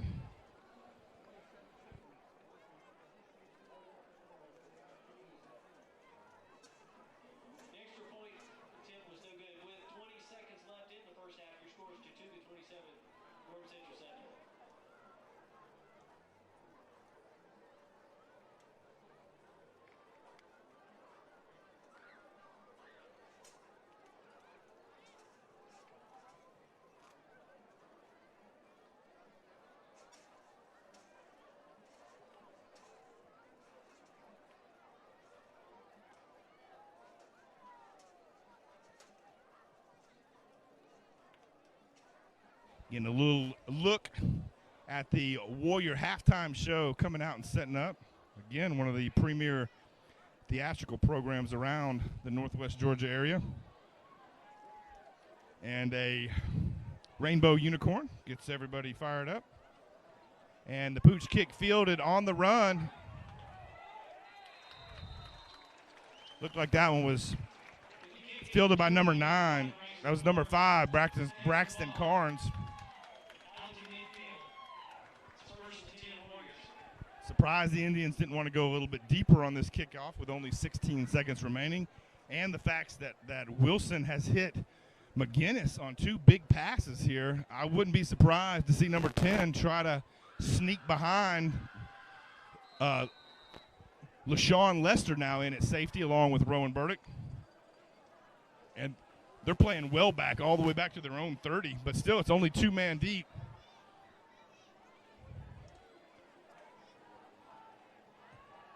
And nothing doing. The pressure coming from Carter Lowenberg and Xander Cook.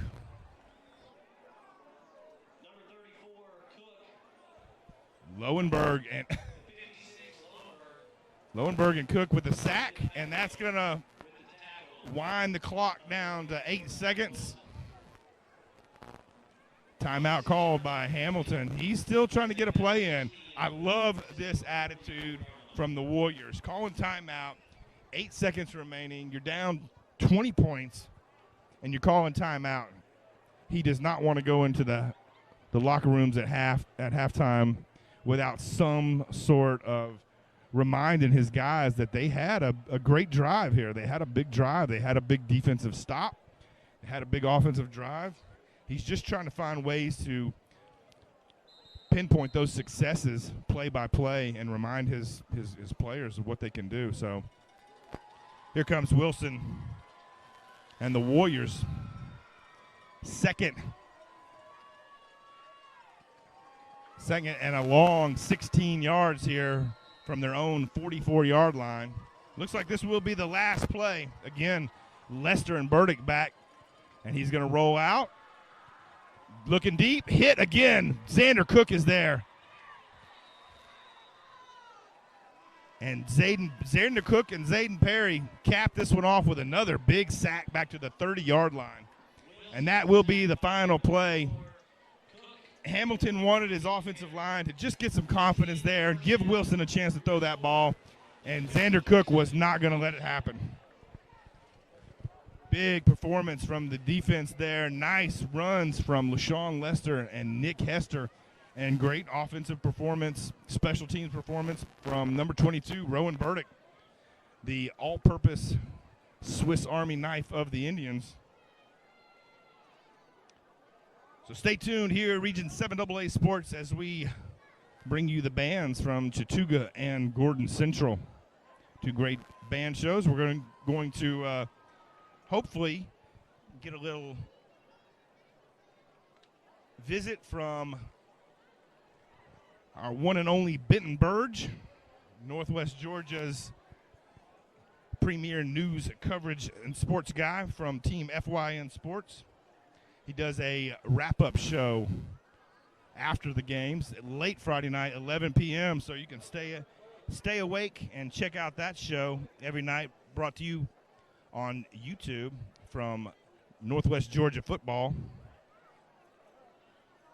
So we will see if we can track down Benton Burge and bring you guys a little bit of a recap what's going on around Region 7 AA and the area.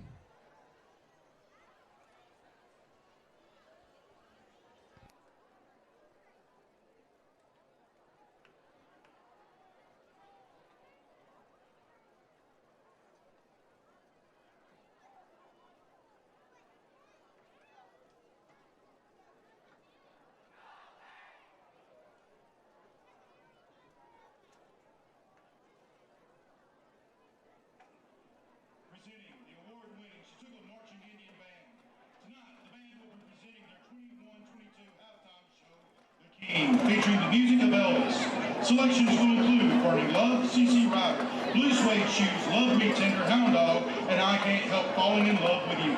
The band is under the field direction of Mr. Cameron Carter, and the band captain is Mr. Landon Bailey. So sit back, relax, and enjoy the music of the King as presented by the Chattooga Marching Indian Band.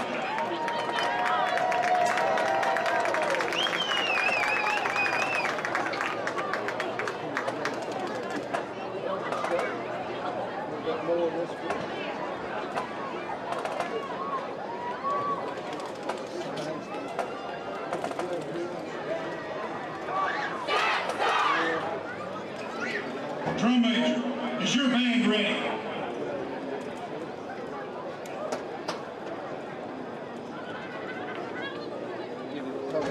You may take the field for exhibition.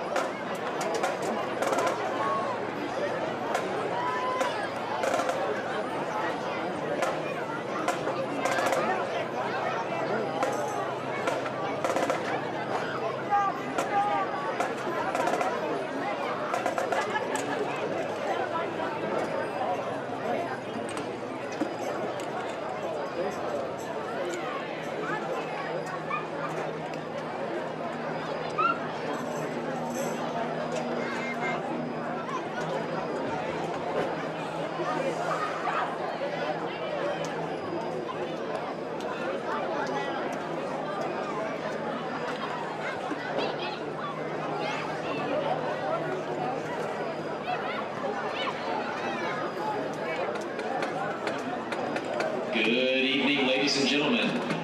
Gordon Central High School is proud to present the Blue Wave Marching Band. The 2021 Blue Wave is under the field command of Drum Major Nathan Clance, Color Guard Captain Brooklyn Zufeld, and Percussion Captain Arancha Campos. Mellophone soloist Emma Freeman, and your band directors are Mr. Neil Crawford and Mr. Will Johnson. You will notice tonight that our band seniors are dressed up in their alternate uniform. Band seniors, we thank you for your years of service and dedication to the Blue Wave Band. We hope you have had a wonderful senior night. The Blue Wave now takes us back to a time of brave knights, fair maidens, and evil dragons in a show titled A Knight's Tale. Movements to include The Village, Under Attack, The Lament, and The Return. Drum Major Nathan Clance, is your band ready?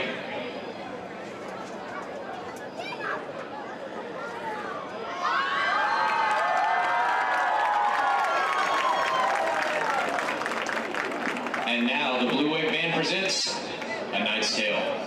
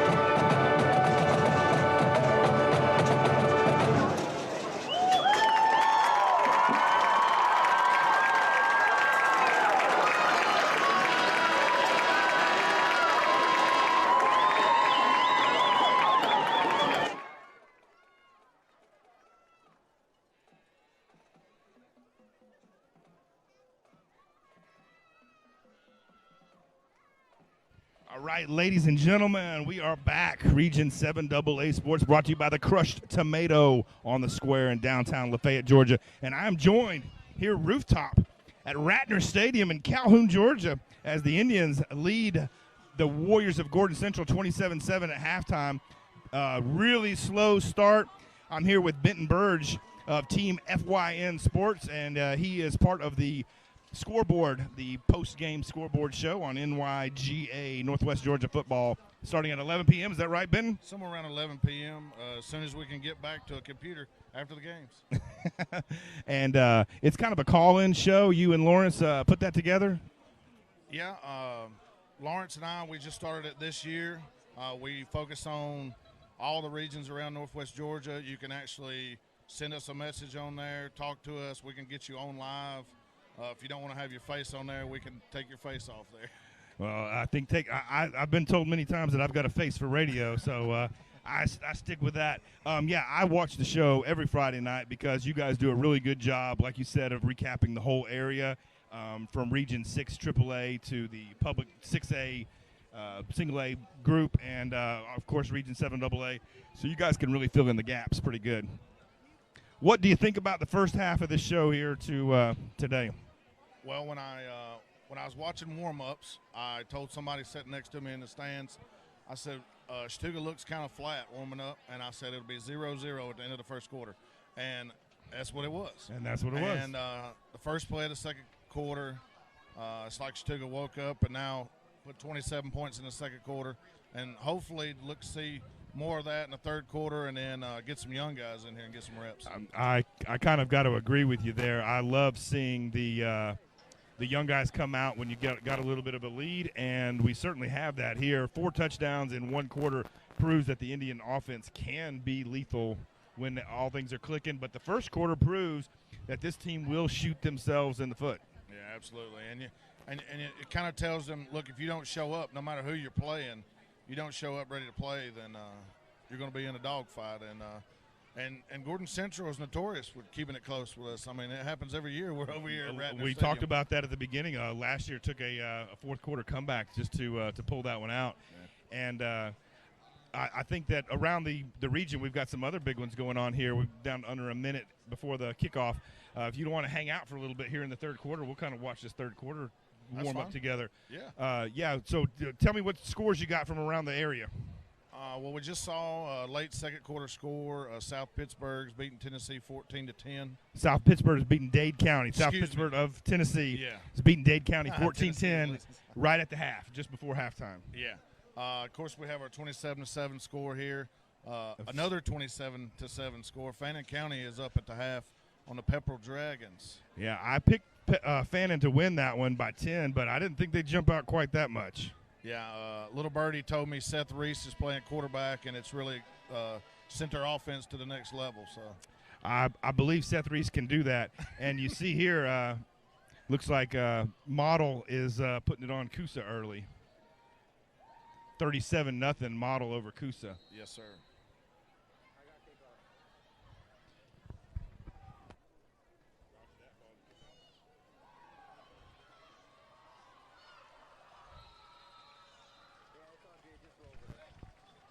We're watching this one here. Caroline Hodges, her streak broken at 18. 18 of 19 now on the season.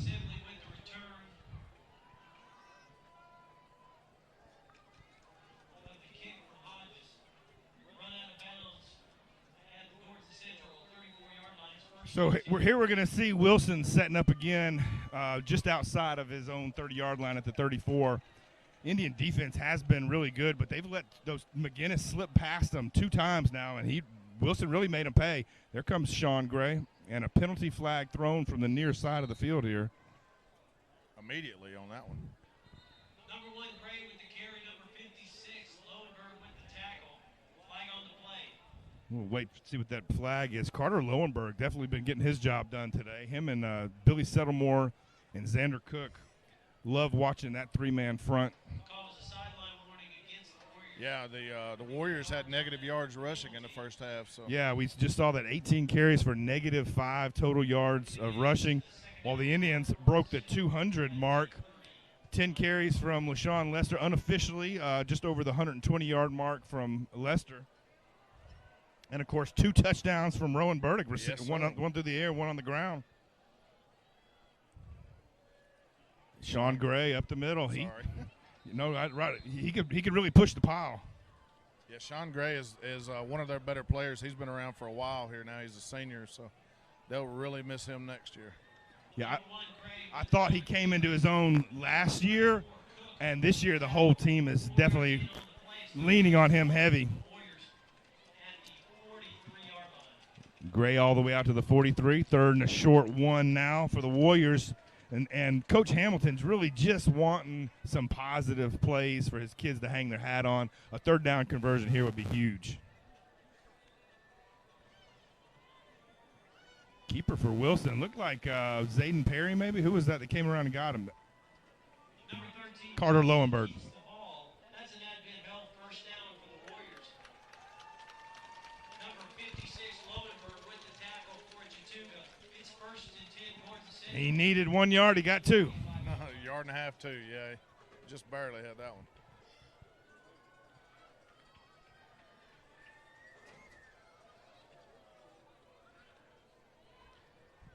Peyton Wilson now with a new set of downs at his own 45.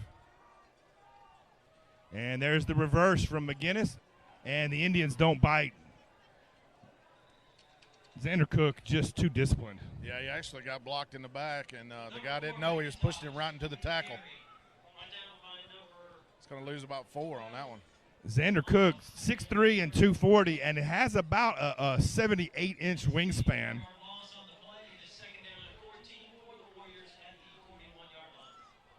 Picking up another college football offer in this past off week.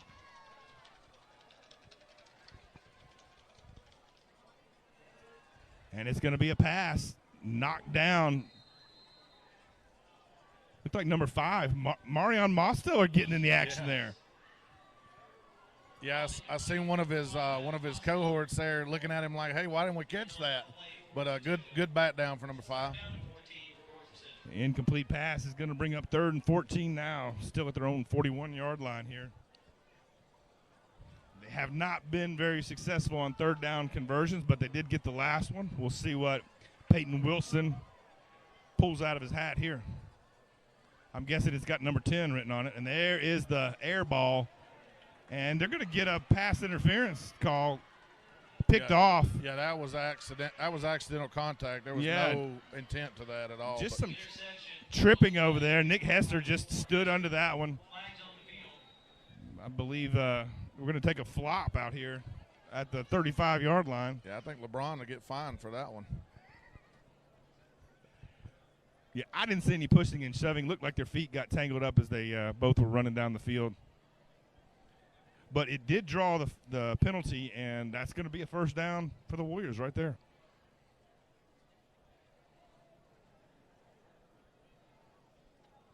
We'll see what the head referee has to say. And it is pass interference against the Indians. And we got 2 Warriors down here at each 30-yard line. I mean, that's like 20 yards behind the play. I don't know what happened there. I'm guessing that had something to do with the return. Maybe somebody got. I got you. You're right.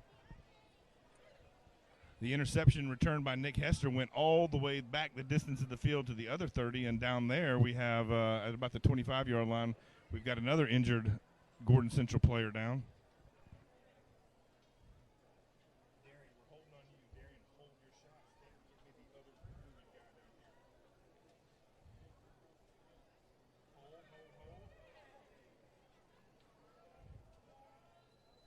Waiting to see if we can get a number. And it looks like one of the Warriors is coming to his feet. Little assistance. This is the one that got the interference call. And it is number 4, Dre McIntosh. Pretty sure it was Dre McIntosh that scored earlier. Yeah, he's the one that got behind the defense, I'm pretty sure. Or that was McGinnis, the little number 10. And the other one is big number 68 coming to his feet. That is Paul Guerrero, senior lineman. So it looks like both guys are going to make their way off the field, and the result of the play is going to be pass interference. It looks like it may have been defensive holding because they only gave him 10 yards, no first down. So called holding on what we saw right there? A holding call to me is 10 yards from the spot of the foul. Okay. But they did throw the flag for holding. They're closer than I am.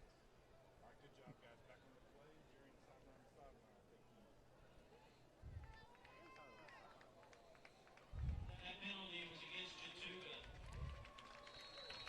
Ball is placed at the So Benton, we're looking at a 3rd and long 3 here.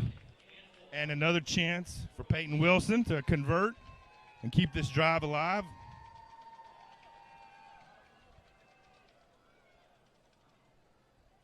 Right up the middle goes Sean Gray, and there is Xander Cook. Yeah, I don't know if they blocked him yet, to be honest with you. number 1 Gray with the carry, number 34 Cook with the tackle.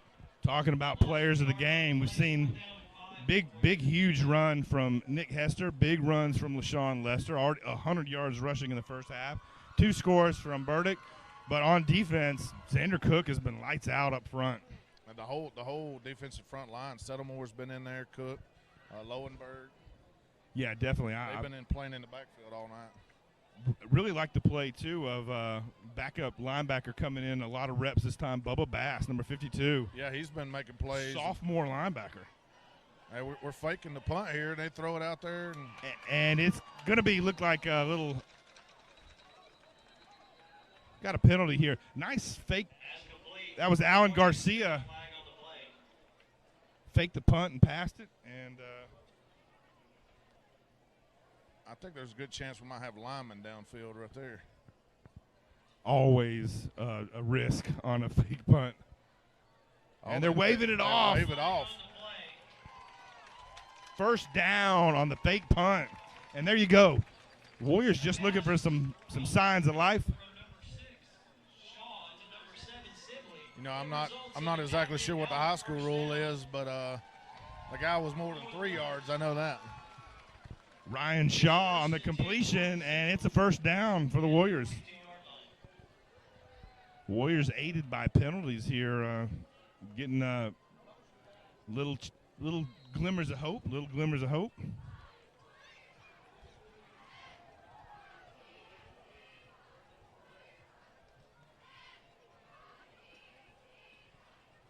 Gray again with the carry up the middle, hit right away. Looks like that was Bubba Baston on that one again. Number 1 Gray with the carry. Yeah, he tried to cut back. He didn't have nothing to the left, and Bubba Bass was sitting there waiting on him. Testament to Sean Gray there. He was hit pretty quick, still picked up 5 yards. And Sean Gray's not a big guy, but he definitely runs like it.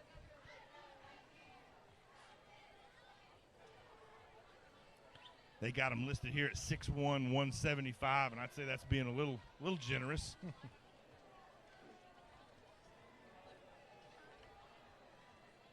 Gray again gets the carry, cuts inside, close to the first down. I believe they're going to give it to him. Number 1, Gray with another carry for the Warriors. And another habit held first down. Gray's doing enough here early in the third quarter to keep the fans in their seat on senior night. The blackout going strong. And just like that, you look down at the clock, you look up, and half the quarter's gone. Half the quarter's gone. One possession. Something that the Indian defense is definitely going to have to work on with Dade County, Fannin, and Pepperell all still hanging around waiting. And there goes number 5.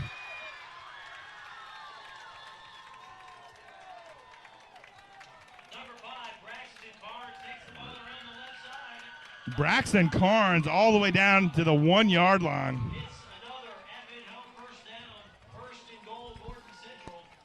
Looked like that might have been Marion Mosteller tracking him down.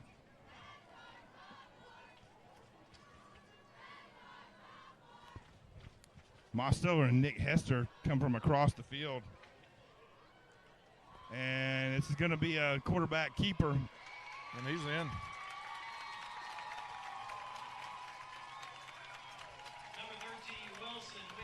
Peyton Wilson getting the 6.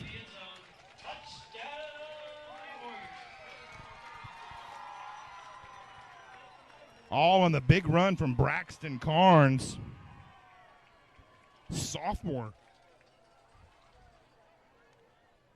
Got Braxton listed as the backup QB, just 5'9", 145 pounds. And they're going to go for 2 here. Direct snap to McGinnis. McGinnis got an open man. 2-point conversion, going to make this 15-27. Gordon Central not going to go away if you don't put them away.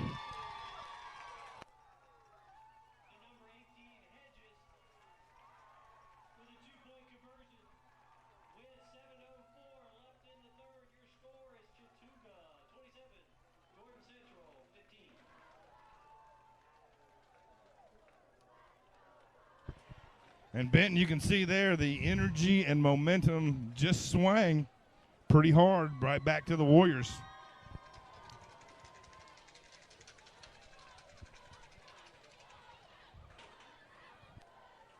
All right, here we go, guys. Kickoff ready, kickoff ready. Aaron getting the kickoff team. Sam, you get ready to get the return. We'll see if they try something bold like an onside kick here. That's Anybody what I was just watching thinking. tape of the Indians knows that the Indians have been susceptible. But it looks like they've got some hands guys up front here now with Settlemore and Cook.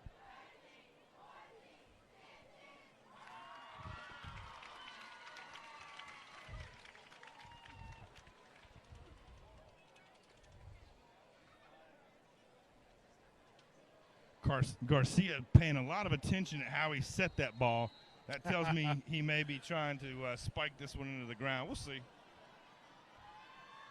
Nope, he's going to go deep with it. And I don't know if I'd have done that. That's probably a bad move right to Hester, and Hester is gone. They might wrangle him up. Forced him out of bounds midfield. Nice return from Nick Hester.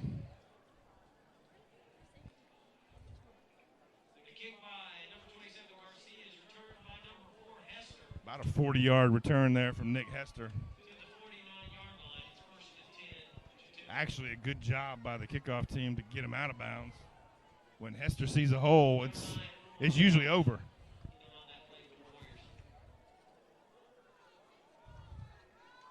Not a lot of reps here from the Indian offense. They've scored pretty quick, so we'll see what Brody Mobbs has in store. Inside handoff. It's a good run. I'll take 6 yards every play. Especially from Hiroch, inside runner in between the tackles. Yeah, that was actually Perry at fullback this Zayden time. Perry, and very good. So we saw Hiroch going down with a little bit of a knee thing. I think he may be out, and Zayden Perry, definitely a good backup, solid backup there. Can play tailback, fullback, linebacker. So Mobbs is going to keep this one. Mobbs picks up the first down. Well, he fooled me. I thought 14 had it again. Good play. And that does become an effective play when people have to bite on the fullback. When you got a fullback that can run, it really helps the quarterback out. Absolutely, because the defensive coach, first thing they're going to say is, hey, if we don't stop the fullback, we're not going to stop this offense. Number 12, Moss carried on that last play. That resulted in first downs, first and 10 to 2. Indians now, new set of downs, pitching it to Hester in the backfield.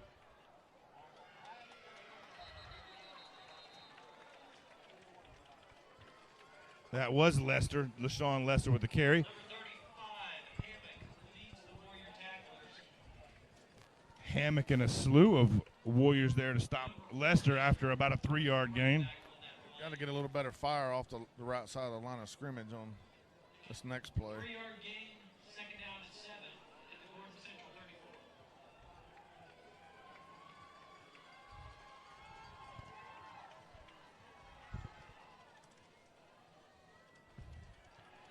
Back to Lester again. Lester hit, picks up about 2 and wrapped up. Number 25, Lester with the carry for the Indians. Number 34, Chastain with the tackle for Gordon Central. Looks like Lester's a little upset that Chastain hung on quite so long. Gordon Central. Yeah, he ran play side and had to try to cut it back, and they just had pursuit there. 3rd and 5 now for Mobbs. At the 32-yard line. And looks like we might be getting a timeout called here.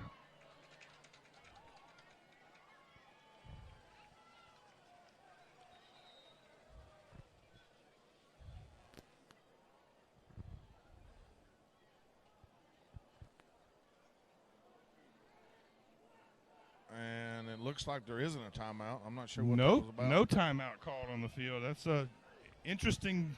You ever seen anything like that? The refs blew the whistle for some reason. Now they blew it in play. Yeah, head ref said no timeout, wound the clock. The Warriors had come all the way to the sideline. I noticed Hester has been inserted into the backfield here. Look for the toss play. There's toss left. Wow, strong running from Nick Hester. He's got more than just speed. Little bag of tools there. That's going to be a first down, Indians. Number 4, Hester with the carry and the first down for the Indians. Number 1, Gray with the tackle for the Warriors. I would venture to say that Hester probably has some of the biggest averages. I mean, he probably averages over 20, 25 yards a carry. And, you know, everybody in the region talks about the speed of DJ Rogers until they see Nick Hester. Yeah. I'd like to see him in a foot race. He doesn't have the build of DJ Rogers, but, boy, his speed is electric. And that's power running there.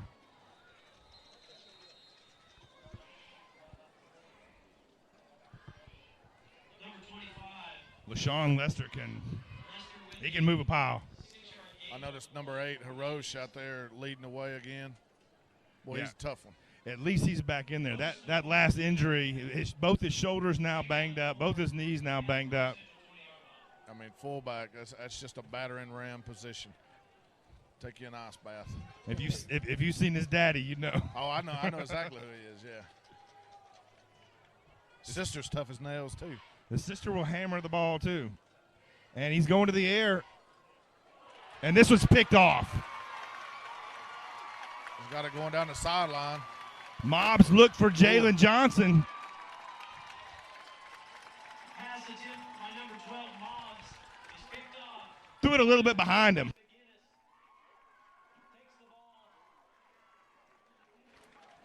Mobbs didn't lead him quite enough, and it was right in the hands of Gordon Central. I didn't see the number on the guy that picked that off. Yeah, slightly underthrown. I think if he throws that up into the end zone, He's walking under it. Really didn't give it's been easy for him to get confident, overconfident with Jalen Johnson catching everything he puts near him. So he just didn't give that one enough air and put it out in front of him enough. Yeah, that definitely would have been walk-in for 6. But here we are now, the interception. Got a whole new ball game now. Uncle Mo has definitely shifted. And there is Carter Lowenberg trying to steal the momentum back. Lowenberg wraps Sean Gray up with a 2-yard gain there. 2nd and 8 now for the Warriors. I mean, they don't have a win yet in the books, but TJ Hamilton has this Gordon Central team ready to play 4 quarters every game. Yep.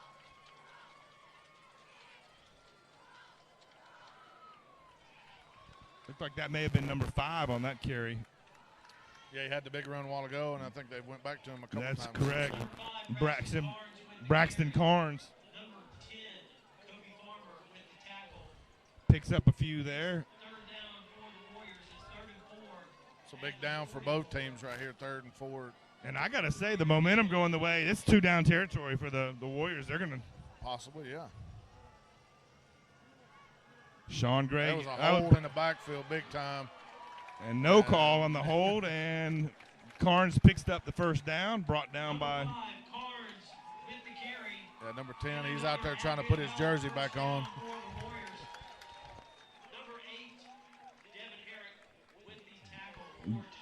Devin Heroach there to bring him down. Yeah, Indians had penetration there, and, Gordon Central may have gotten away with one. It happens. That's not a penalty unless it's called. 1st and 10 at the 50. Inside handoff. Jackson Lowenberg. Carter Lowenberg. I always think of his brother, Jackson. Yeah. Used to do the same thing. Number 23, Jones with the carry. Number 56, Lowenberg with the tackle. And I see Devin Heroach is back in there at linebacker, flying in, making sure that tackle went for a 1-yard loss. Carter Lowenberg and Devin Heroach.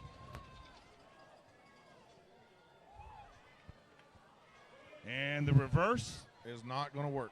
Devin Heroach in the backfield. Billy Settlemore to ride him to the ground. No running room at all there. Number 4. Number 4, McIntosh with the carry. Number 8, Herrick, and number 1, Settlemore with the tackle. Another loss of yards. So Dre McIntosh goes another yard back. 3rd and 12. And the way this third quarter has been going, I almost feel like they're going to make this. Yeah, you might see something tricky here. Fakes it, and there's the reverse. And that was red. What you didn't see tricky was Xander Cook. Yeah. That is standard. He read that one easy, like a picture book. I actually thought he was giving that handoff to Xander Cook. Yeah. Xander Cook, big loss. All the way back to the 42. And the Indians got 4 plays. 4 plays in the entire third quarter. Just how Coach Hamilton drew it up. 7 points for Gordon Central and keep Chattooga off the field. Make it 8 points. 2-point conversion. Oh, yeah, you're right. So Gordon Central wins the third quarter 8-0, controlling the ball completely, controlling the clock completely. Yeah, the Indians probably had that ball less than 2 total minutes the whole quarter. This time we'd like to recognize our educator of the game. Dr. Jeff Lance, thank you for being such a tremendous athletic supporter.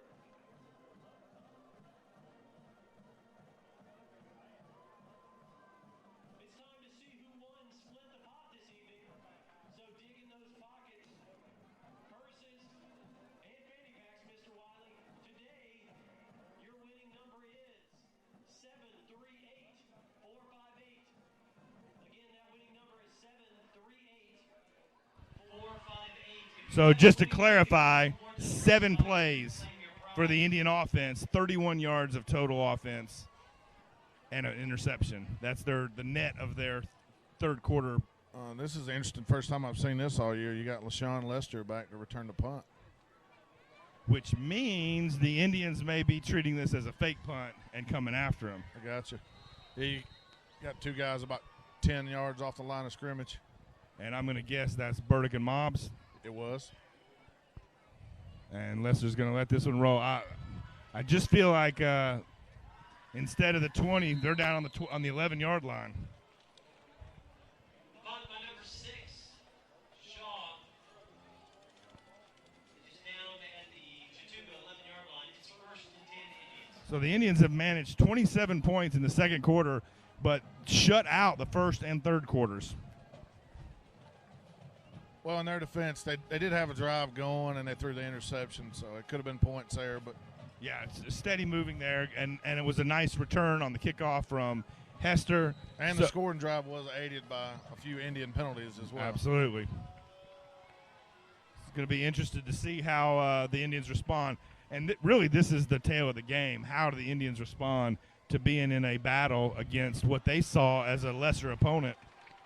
And Number 68, Paul Guerrero, with the tackle for the Warriors. This is going to be a sideline warning of some kind. And looks like a sideline warning now against the Indians. After the Warriors have already gotten one of those.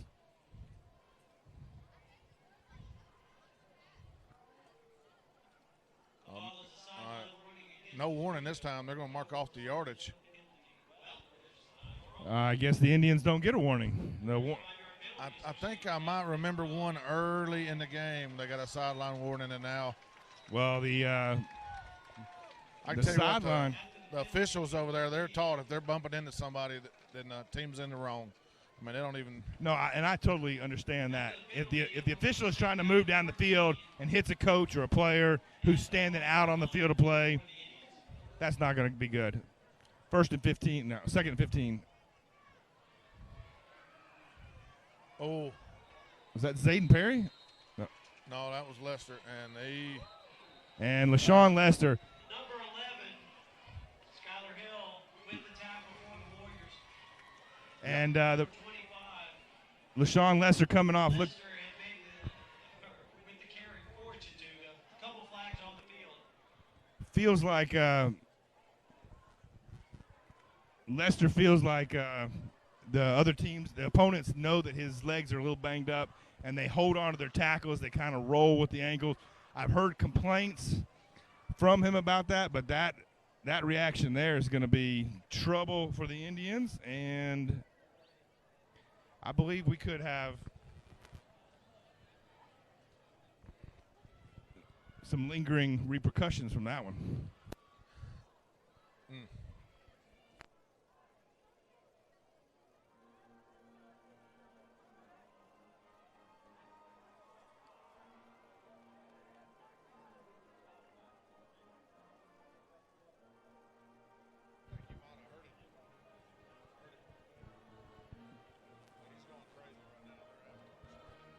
Yeah, he's not happy, and from the looks of the play was number 11 making the tackle. Skylar Hill, the junior, wrapped him up for about a 1-yard gain, and then whatever happened on the ground between the two of them, it pulled a big response from LaShawn Lester.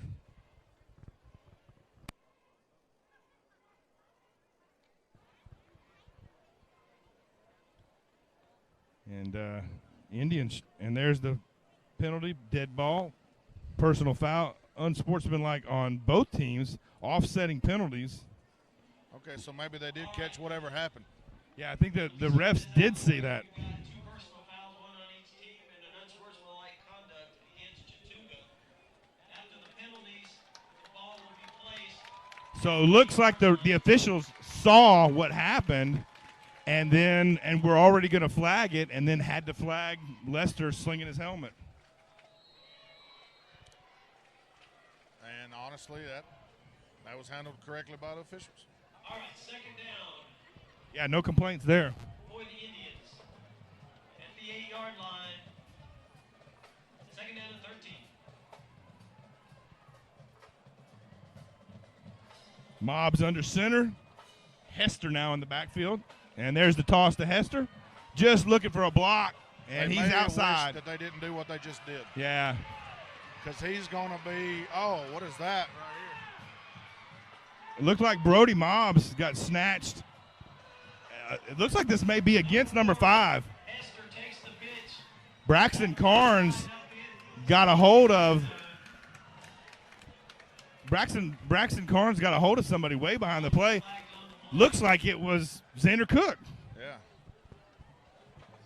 A lot of flags here now. So for the dead ball personal foul against the personal foul was against Carnes. So and 92-yarder will stand. 92 yards from Nick Devin Hester. I keep calling him Devin Hester up here. I heard you the other day. My fault. That's what I just said right before the toss.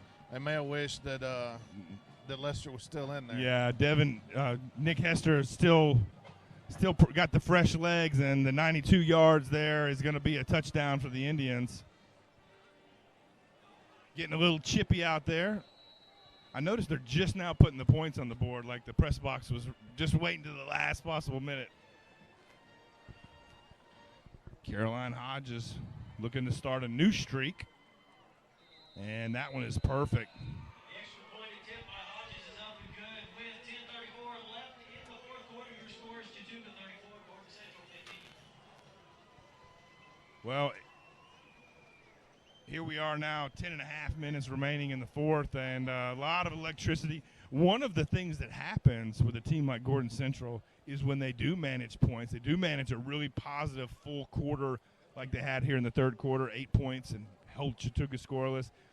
They get a lot of hope, they get a lot of momentum, and there's a lot of fight back in them dogs.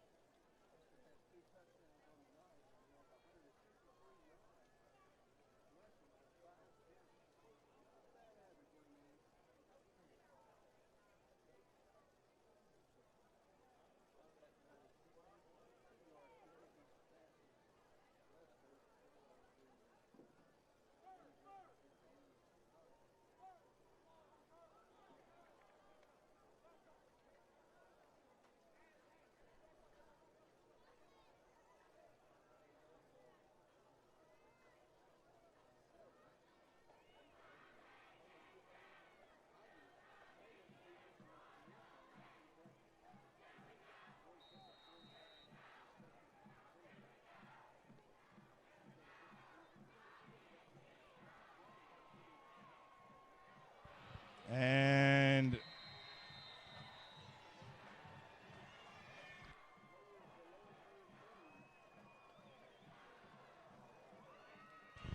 a little bit of a muff kickoff there by number 10, McGinnis.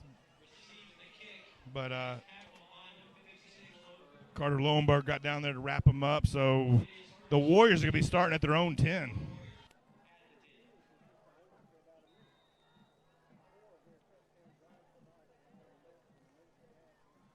My only update I see on North Murray and Rockmart is 27-6, the Yellow Jackets.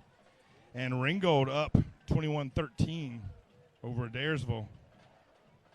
And Sonoraville putting it all over LFO. My surprise of the day, if this holds true, is Murray County up on Cahola Creek. Cahola Creek having a good start to the year, down 22-15 here, allegedly.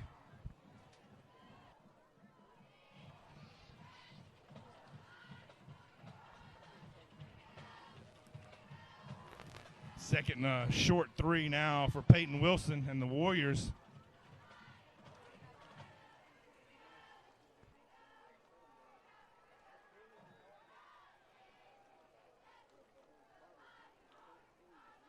Xander Cook there.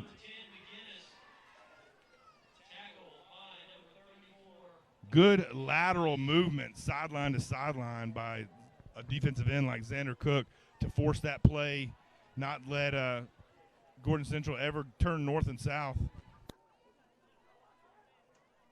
is at the 14-yard line. It is 3rd down and 6 for the Warriors. Yeah, late in the third quarter, I see Dade County is up 17-14 on South Pittsburgh, Tennessee. That one's still a long way from over, but a little more what I expected. Yeah, South Pittsburgh, normally a power in Tennessee.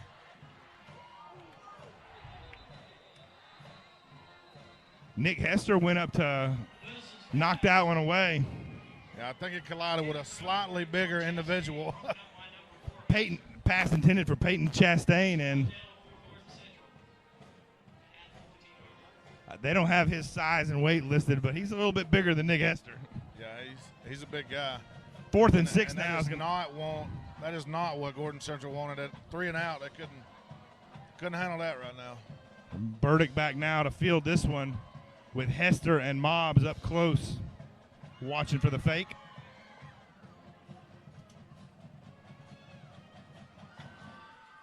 And the punt is off. Burdick's going to field this one.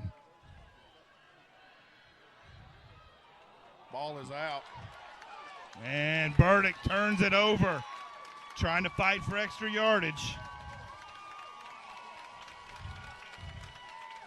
The punt is fumbled and recovered by the Warriors.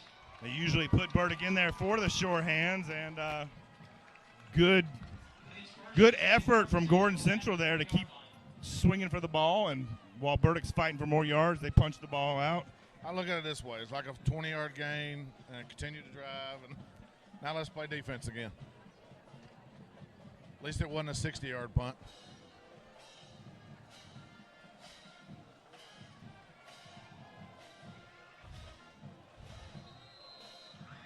Number 1, Gray with the carry.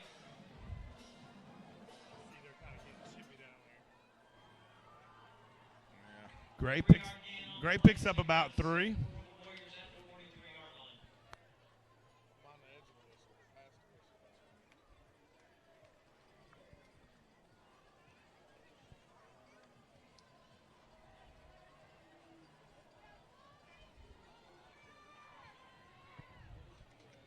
Nice play there by number 8, Hirosh in the backfield. Yeah, Devin Hirosh wasn't fooled at all. I could give him forward progress all the way up to the 45, but that's pretty generous too. Hirosh was right there.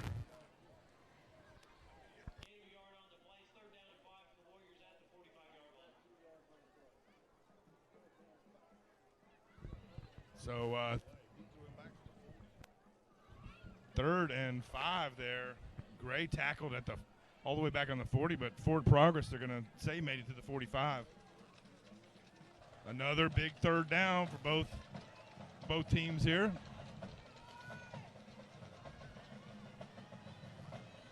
And going to the air. Wilson got a man over the middle. Wilson's pass complete to number 34, Chastain. That's another half-hit first down. Had 2 men in the backfield, but the motion man, he took both of them with him. They went with him, and the quarterback had all kinds of time to throw. Yeah, defense totally lost contain there. Really good patience by Peyton Wilson to settle in and let Peyton Chastain get open and delivered a strike for a Warrior first down. They're going to go back to number 5, Carnes, and the ball comes out. They're going to mark him down. Yeah, the FAR official had him down immediately. Number 5, Carnes with the carry. Number 12, Hobbs, and number 34, Cook with the tackle for Chattooga. 3-yard gain on the play. It's 2nd down and 7.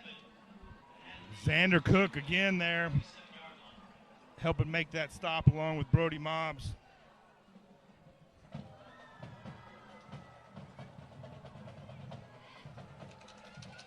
Time is on our side right now. Tick, tick, tick.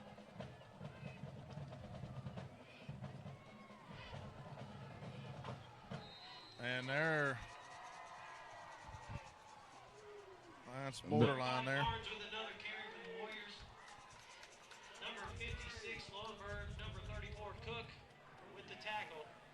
Those of you not here to watch, Big Paul Guerrera just drove Devin Haroch about 15 yards back.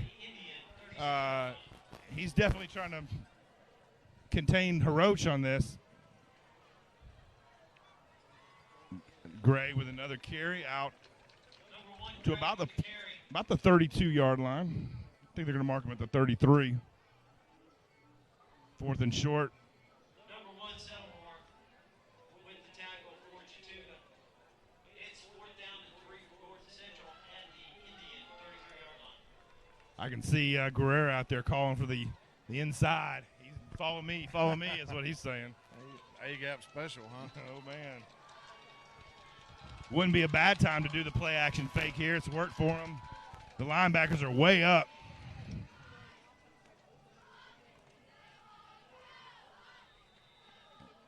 I tried the hard count and it didn't work. No hard count.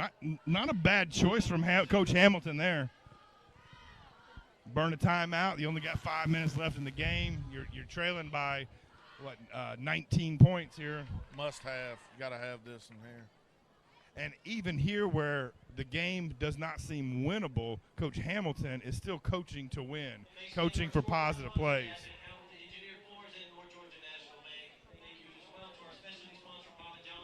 Well, Benton Burge, thank you very much for joining us up here. I appreciate you hanging around. Feel free to hang around for the rest of the game. Everybody's going to be tuning in after the show to check the Northwest Georgia football scoreboard at 11 or whenever you get to your computers. Tell us again how people can call in with scores and just chime in. Or you can chime in on our YouTube page, Northwest Georgia Football, or on Twitter at bburge or at Northwest Georgia Football.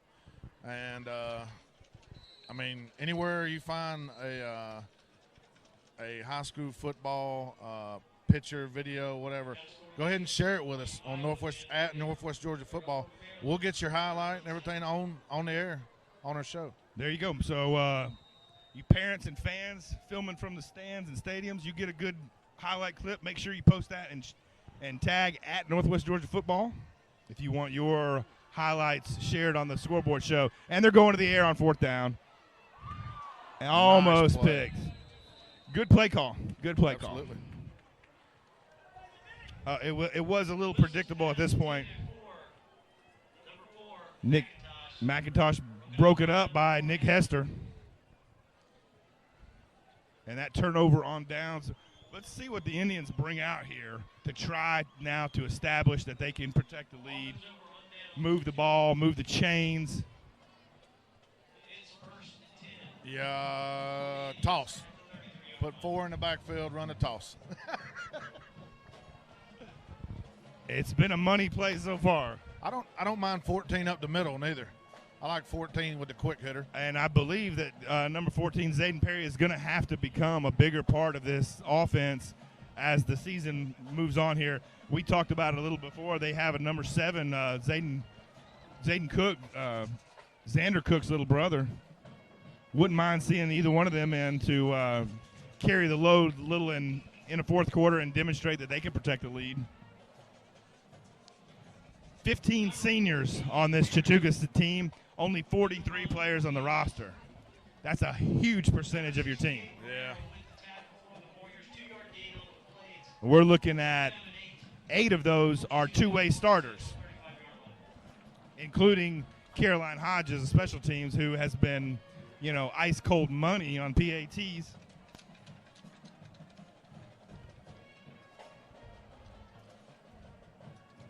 Number 4 shut down with about a 1-yard gain. Got a flag coming in late. It was late. Number 4, Hester, with the carry. Postal Warriors in on that. I'm thinking we're going to get a 15-yarder. Let's see who this one's against. Face mask. Face mask against the Warriors.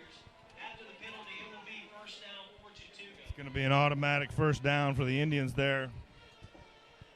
And you called for it. Here comes number 7, the clean jersey, end of the game.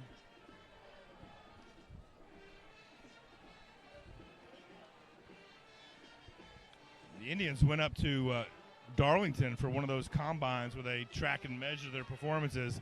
And this kid, Zayden Cook, set some numbers. The vertical jump, the standing broad jump, the reactions events, he was really good. And a freshman, he's got a little bit of size on him already.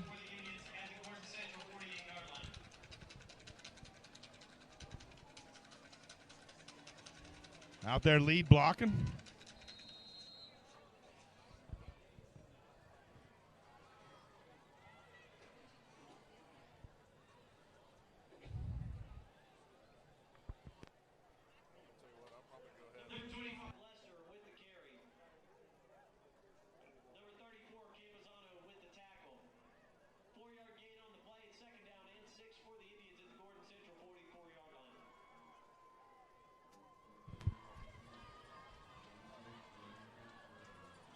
See what happens here.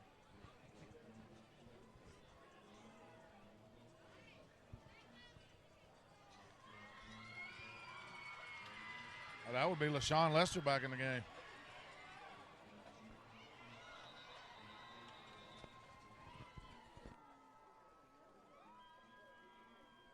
Number 25, Lester with the carry. Number 24, Cam Pisano pushes him out of bounds. Lester picking up a few yards there, and I guess he is finishing a run. I think Hamilton wanted something for that. That's going to be real close to a first down, Ben. Finishing that run, picked up the first for Lester. I'm not. Okay.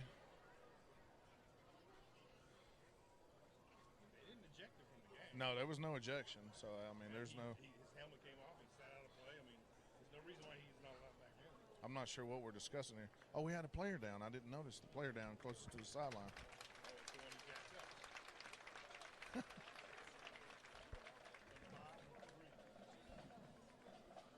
Looked like number 3, Randall Carnes, a little shaken on that play. First down for the Indians. Moving the chains now at the 38-yard line. First and 10, Chattooga at the Gordon Central 37-yard line. Out of bounds on that one, so that stopped the clock.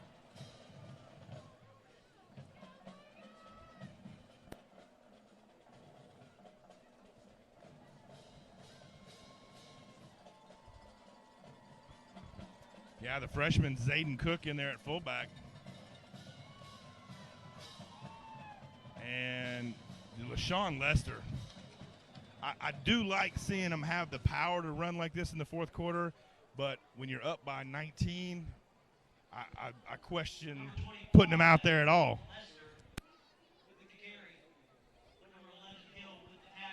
Lester picks up a hard-fought 8 yards. Yeah, he looks like a man motivated after that little mix-up earlier.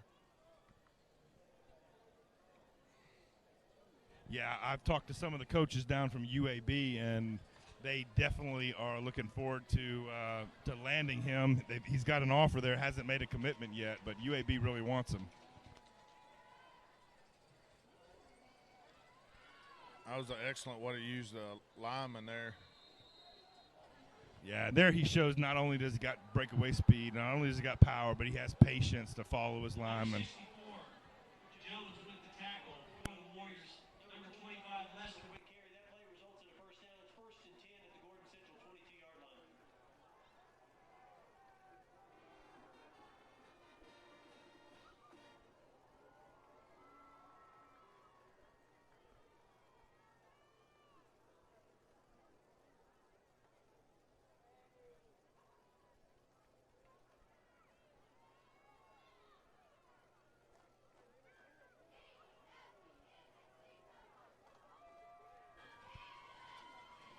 Another carry from Lester.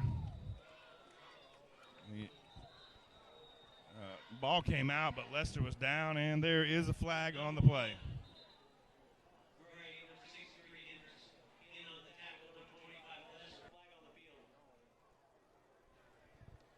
Tough stretch of the schedule here for Gordon Central.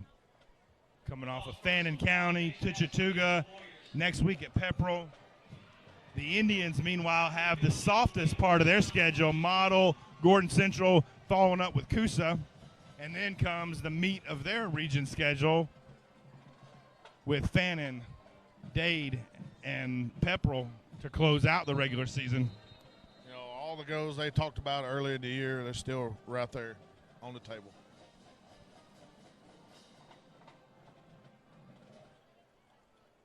Here comes another discussion from the head zebra. And while they're discussing, I think I'm going to go ahead and... Benton Burge, thanks for joining us again from Team FYN Sports and the Northwest Georgia Football Scoreboard Show. So, ladies and gentlemen, make sure you tune in. Jump on YouTube and Twitter. Quickest way to find them. Benton, thanks so much, and keep covering football in the whole area here, man. Absolutely. Thanks for having me up here. All right, we'll see you at the Coosa game. Absolutely.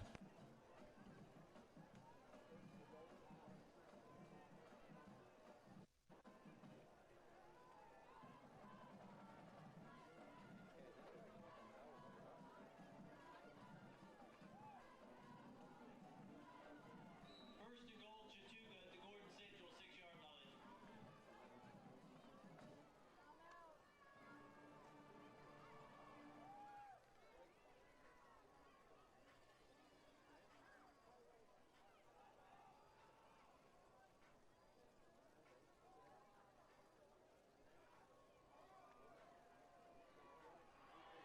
Number 25, Lester takes the ball into the end zone. Touchdown, Chattooga. Lester wanted that score, and he got that score.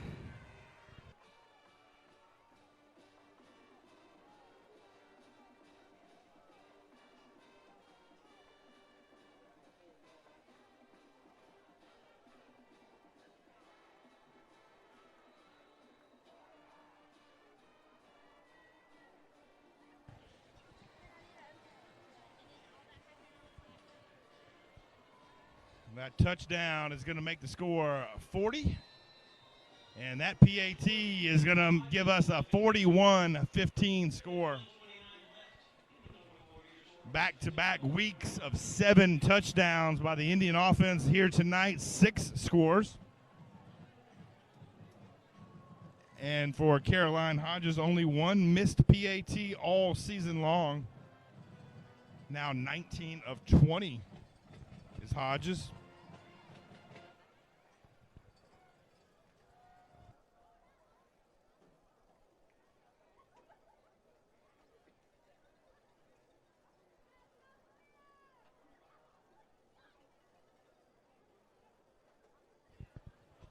All right, ladies and gentlemen, sports fans, this is Region 7 AA Sports brought to you by the Crushed Tomato on the Square in downtown Lafayette.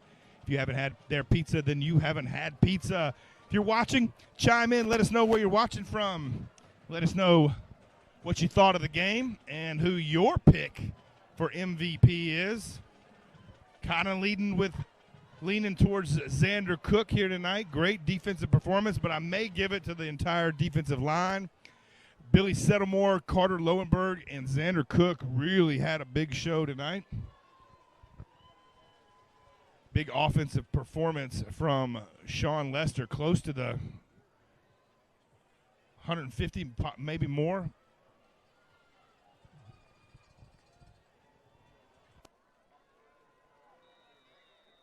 And here comes the kickoff from Caroline Hodges. And she's going to go caught at about the 20 on the run.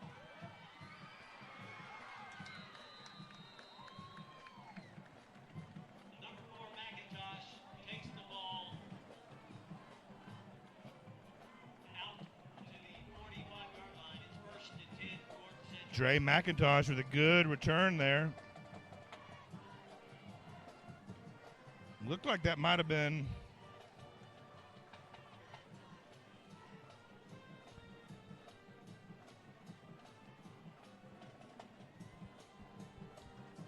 maybe Connor Elrod getting in on the tackle. Couldn't see the number there.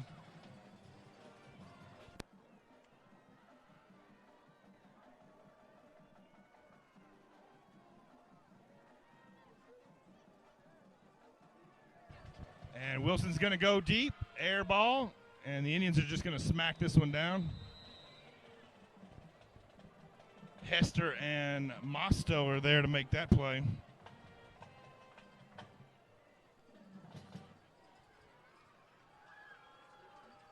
Wilson has intended for number 7, Sibley. Number 5, Mosteller, in on that play for Chattooga.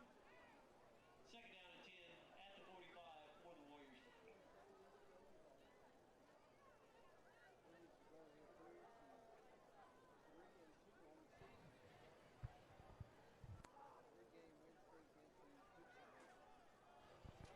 Looks like the Indians have brought in a bunch of the backups here to get some playing time, some valuable reps.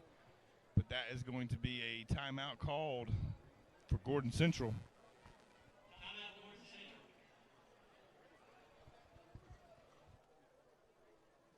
Thanks again to our scoreboard sponsors. Abbott Health Engineered Floors and North Georgia National Bank.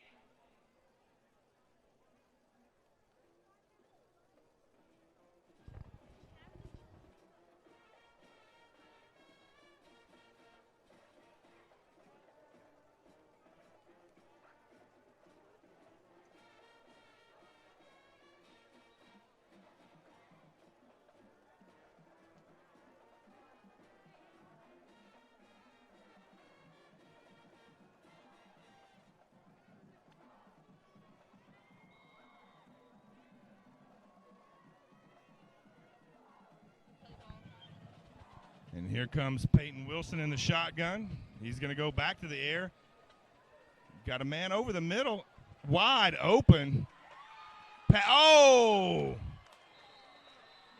Wilson's pass intended for number 7, Sibley, falls incomplete. And let me tell you, Peyton Wilson just delivered a beautiful over-the-middle post route to Sibley. Sibley bobbled it for about 3 steps before it slipped out of his hands. That was a guaranteed touchdown. And the Indian JV defense in here didn't see that coming at all.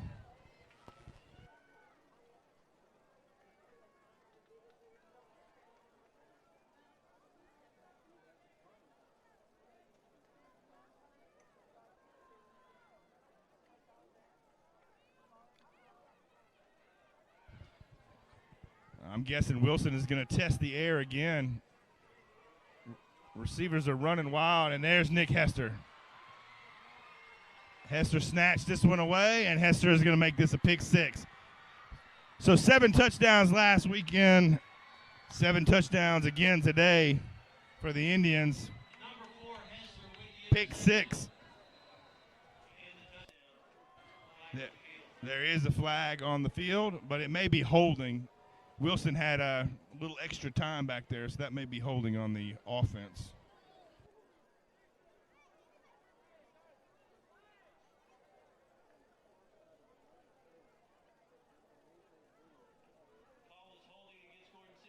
And the call is holding against Gordon Central.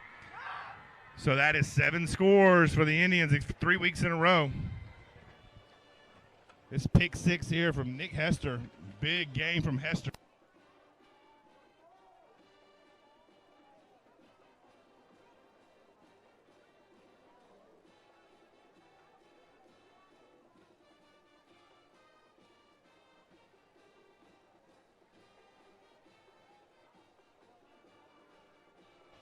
And here comes Caroline Hodges has no holder. And she's gonna have to run this one in. Hodges with the pass. Hodges passed the ball to Brody, and Brody thought for some reason he could also make a pass on the same play, which unfortunately is not permitted in American football leagues rules. In Australia rugby, you can probably get away with that. 2 forward passes in one play. Time was running out, and Caroline Hodges just went ahead and took the snap. Figured she was going to make a touchdown pass there.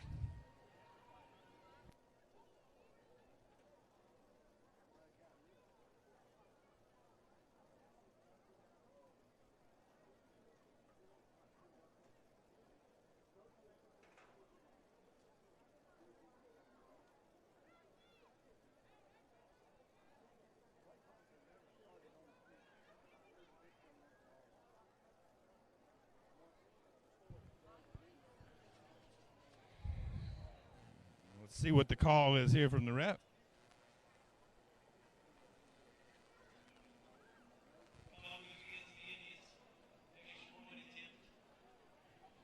And I'm pretty sure the penalty there was 2 forward passes on one play.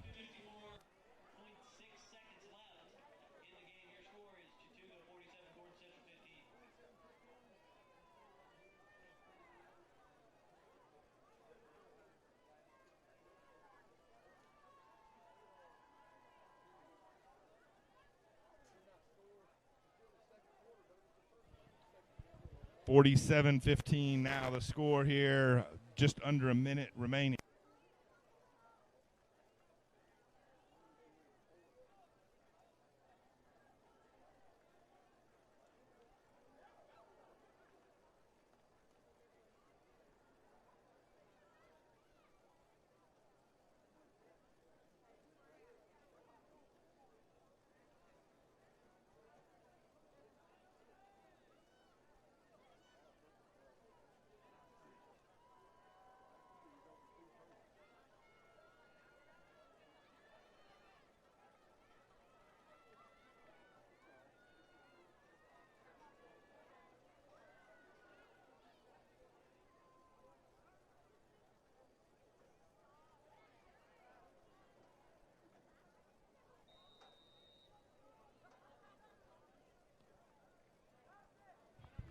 Hodges kick fielded inside the 20.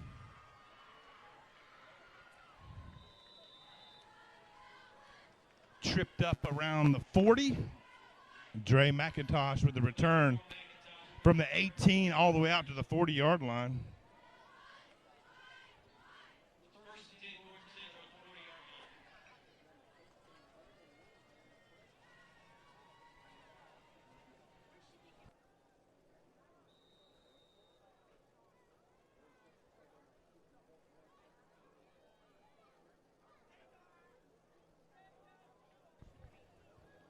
Rockmart 34, North Murray 13, the final there.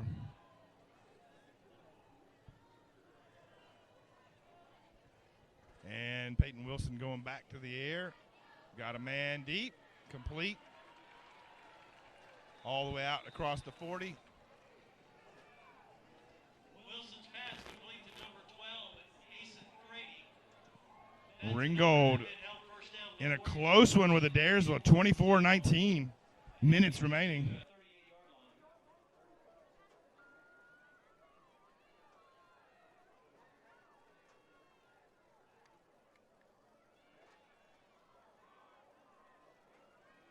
Across the middle, complete to McGinnis. McGinnis still on his feet, down inside the 10.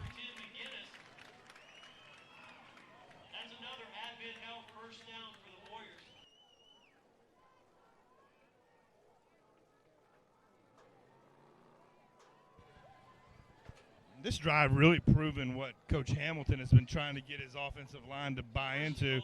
If they could give their QB a little time to read a defense and find a man, and he's got a man open in the end zone, overshoots him, incomplete with 8 seconds remaining.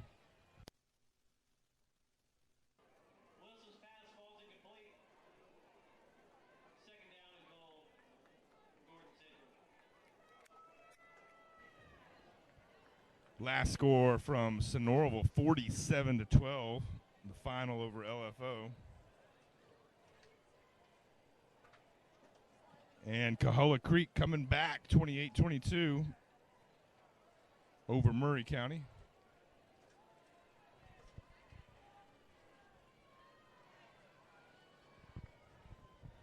And fake the handoff. Wilson's got a man. Oh, just missed Sean Gray. Rome beats Dalton 49-6. As Rome now with QB Reese Fountain kind of finding their groove.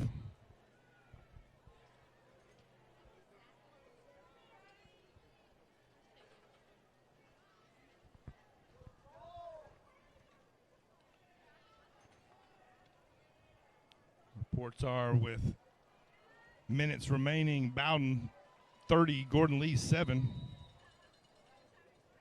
Trying 49-0 over a struggling Southeast Whitfield team. And our Murchie really playing well against Mount Zion. 28-14 is the final. Our Murchie goes down for their first loss, but put up a fight. Scored once in the first quarter, again late in the game.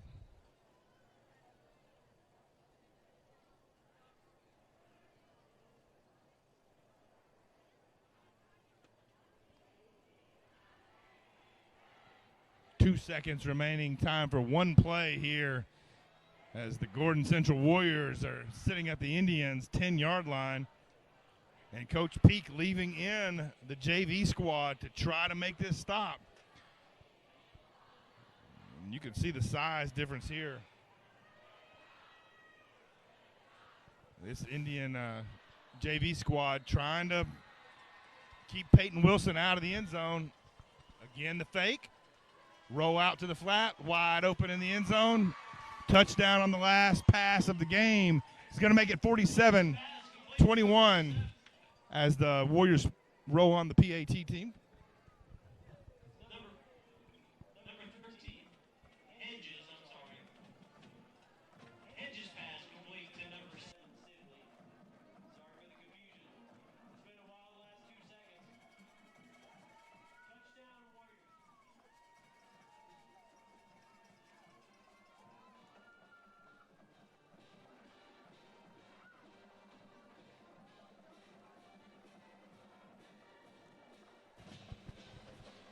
And that will be your final, 47-21. The Indians get their second region win of the season.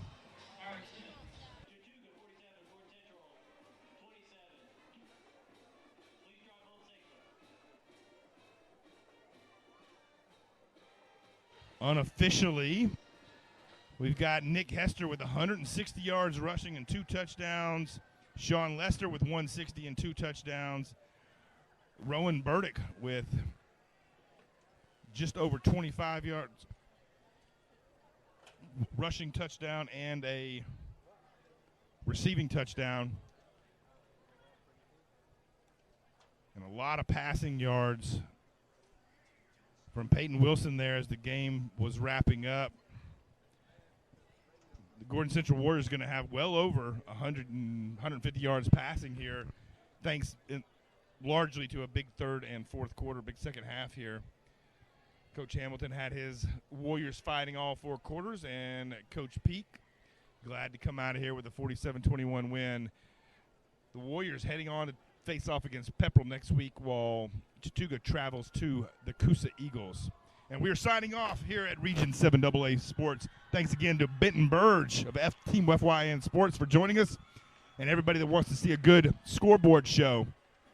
Make sure you look up Northwest Georgia Football or Team FYN Sports on Twitter and YouTube here in the next coming minutes as Lawrence Morgan and Benton Burge jump on there to wrap up a lot of the high school football from around the area. Thanks again to our sponsor, Region 7 AA Sports and the Crushed Tomato on the Square in downtown